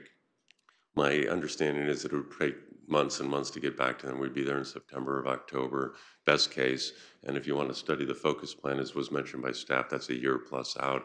So what I'd really respectfully do tonight is, if at all possible, I would really appreciate if there's a vote. And if that vote is unfortunately not favorable, I think that I, at least as the applicant, would strongly prefer to have that vote than to continue this item that's been going on for really an extraordinarily long period of time. And if the commission approved 370 units 2 years ago, I'm not sure of the angst, but if there's angst, and I understand, I accept that, and we move forward. If we could all possibly get a vote tonight, I'd really appreciate it. Okay, thank you. And I think that all the information that was required for considering this project was available in the staff report, and the EIR was there. The only change made was the amendment. So I feel that there is no reason to continue. That's my piece. Okay, so any more comments? Commissioner Chahal. So, as my fellow commissioners did mention that, okay, we need housing, and this project is coming back, and we need to suffice the housing. But my point is, since last 2 years, if we look into logically, financially, rents have gone high too. So if Irvine were projecting their project at X% of X rate of rent per dwelling unit, now the rent since that time has gone up by at least 20, 30, maybe Anthony Becker can give me right number, he's the renter. So rents have gone high too. I'm going to disagree with that. My rent has gone from when I moved in there in 2014, it was at $19.85 a month. We are now up to, I believe it is $24.85. I have not found a person who has said that my rent has gone down and recently. We can disagree on that. Yeah, we can disagree on that. Yeah, and my emphasis is, as this is a development agreement, it's everything is like we have to negotiate what is best for our resident, what's best for the city. And that's the reason we are asking, like, if we have scope for, let's say, more affordable percentage on that, I'll be open to look at the supporting this motion. Otherwise, because the reason mentioned, as I didn't support the plan earlier in case of Irvine, and looking at the traffic issues and all the issues we discussed, affordability issues, I will not be supporting the motion to approve this. The motion is to continue. Yeah. No, I'm saying the other motion, if at all. Okay, so you mean supporting this project instead of motion, okay. Okay, so I thank you for that comment. So, instead of continuing, I think we should attach a recommendation to ask for more affordable housing. I think that's a better course for this planning commission than to continue and to put this project on hold, because I think having this discussion again in the future planning commission meeting is really not going to add anything. If we want to ask the applicant to add more affordable housing, for example, I think it's better to ask them now and then to consider before this comes up in front of the council. It's going to be better for Santa Clara, and it's going to be better for the developer. So that's how I feel. So I'm opposed to the motion of continuing. Commissioner Kelly. Okay. Since I actually follow it because I'm in the industry of real estate, my son's rent has stabilized over the last 2 years, but the primary reason for rents skyrocketing is far too few housing units are under construction and being built, which is driving up rental rates. When you have a vacancy factor of less than 3%, you are going to see rents going up. And if we continue to do this to large projects, we are going to be penalizing Santa Clara residents because we're not providing housing. And what does that do? It dries up what's available, and it pushes up the older complex rents, complexes like my son's, where if people don't have any place to go, they're going to bid up the rents. So I understand we don't want to have more housing and more traffic, but that's exactly why we put housing at transit centers, to give people an option to get out of their cars. Thank you. Okay, thank you. So do we have any more? Let's focus on the motion on the floor, whether to continue or not. So unless you have comments on that particular issue, please let's have your comment later after we vote on this Okay, Commissioner, Commissioner Becker, you have a comment about motion on the floor? Yeah, I mean, I'm gonna continue to say what Lance was saying is that we need some more information. We can't chew on this in the small time we've had as commissioners. We really need more time, and I don't think it should just be left to. Okay, so, for. you came on board yesterday, but what information does Commissioner Salem need that was not in the staff report? The whole Irvine history was news to me. I read as much of that as I possibly could in the time I had, and I did not see that history mentioned or any details about it. So now that I've been pointed at a website with the history available, I have the opportunity to go do that. I can't do that while I'm sitting here talking to you. I need to have some time. But you could have asked that to the staff earlier if you felt that you didn't have information. I don't. So at this point, there is a motion on the floor. If not all of you agree, that can be reflected in your vote. Let's vote And on this motion. If the All right. motion doesn't pass, then you Sure, can okay. present an alternate The motion is to continue. The motion I heard was I would like to continue this until we have a precise plan. Is that the current motion? Okay, so. May I ask for clarification on that? But I guess that motion is defective because this precise plan, it does not apply Okay, to this piece of So then, property. let's make the motion, or I guess amend the motion. I don't know how to really amend say the this, but motion. I would like to amend the motion to say that let's amend the motion until we have a chance to read all the information as new commissioners. And as Mr. Chahal said, we need more time on this. So can you continue that to a specific date? So to the next meeting? I would say, to the next, Yeah. next. To the June 13th meeting? Yeah, June 13th meeting. Okay. Why not? Yeah. Okay, so the motion on the floor is to continue this until June 13th. Any second? I'll second it. Okay, all in favor? Aye. Opposed? Okay, well, we're going to continue then. All right. And that's- Madam Chair, I'm what sorry was to complicate things. This is a public hearing item. It has to be published in the newspaper prior to holding the hearing. We've closed the public hearing now. If you reopen the public hearing, at this time, we won't have to republish the newspaper notice, or we can simply republish. But it'll save money if you reopen the public hearing. That being Okay. That being said, you'll have any to take motion? additional testimony at the next meeting. So I'll I'm take sorry. your word for it. Any motion to open the public hearing? Second. I'll put the motion in just because I want to see this abbreviated. We're not trying to make this dragged out. You know, we're just trying to get a Okay, little so we have time. the motion, we have the second. All in Yes. favor? Aye. Okay, what are we doing? All right, you've reopened the public hearing, and now, I'm sorry, one more time, I need you to move to continue it to June 13th. Now that the public hearing's open, you're immediately continuing it. I'm sorry, it saves us money. Okay. Okay, so we don't have that, Have a motion to continue. It has to be done after the public hearing was open, so okay. you have to do it again. Thank you.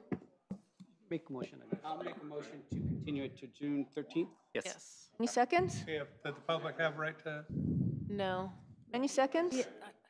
Second. They cannot Second. comment on your motion. Okay, all in favor? Aye. Aye. Aye. I mean, why, I meant to oppose. I'm sorry, I didn't mean to say aye. I was opposing. Item's continued. Okay, yes, I'm sorry. sure. Continued. No. Sandra, just a question. I mean, is it not possible for me to request a vote from the commission, or is that not within my? Voted. I'm sorry? On what? A recommendation to council, either yea or nay. That's what I was requesting earlier. Is that not possible to do? They've continued the item now. They that's- cannot take any further action now that it's been continued. That's the decision they Yeah. made tonight, to They not considered take that any action. request, and their motion was to continue.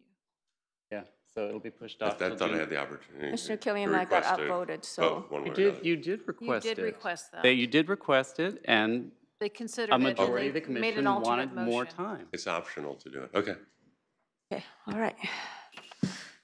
Okay, let's move on to the next subject. Next topic. Thank you.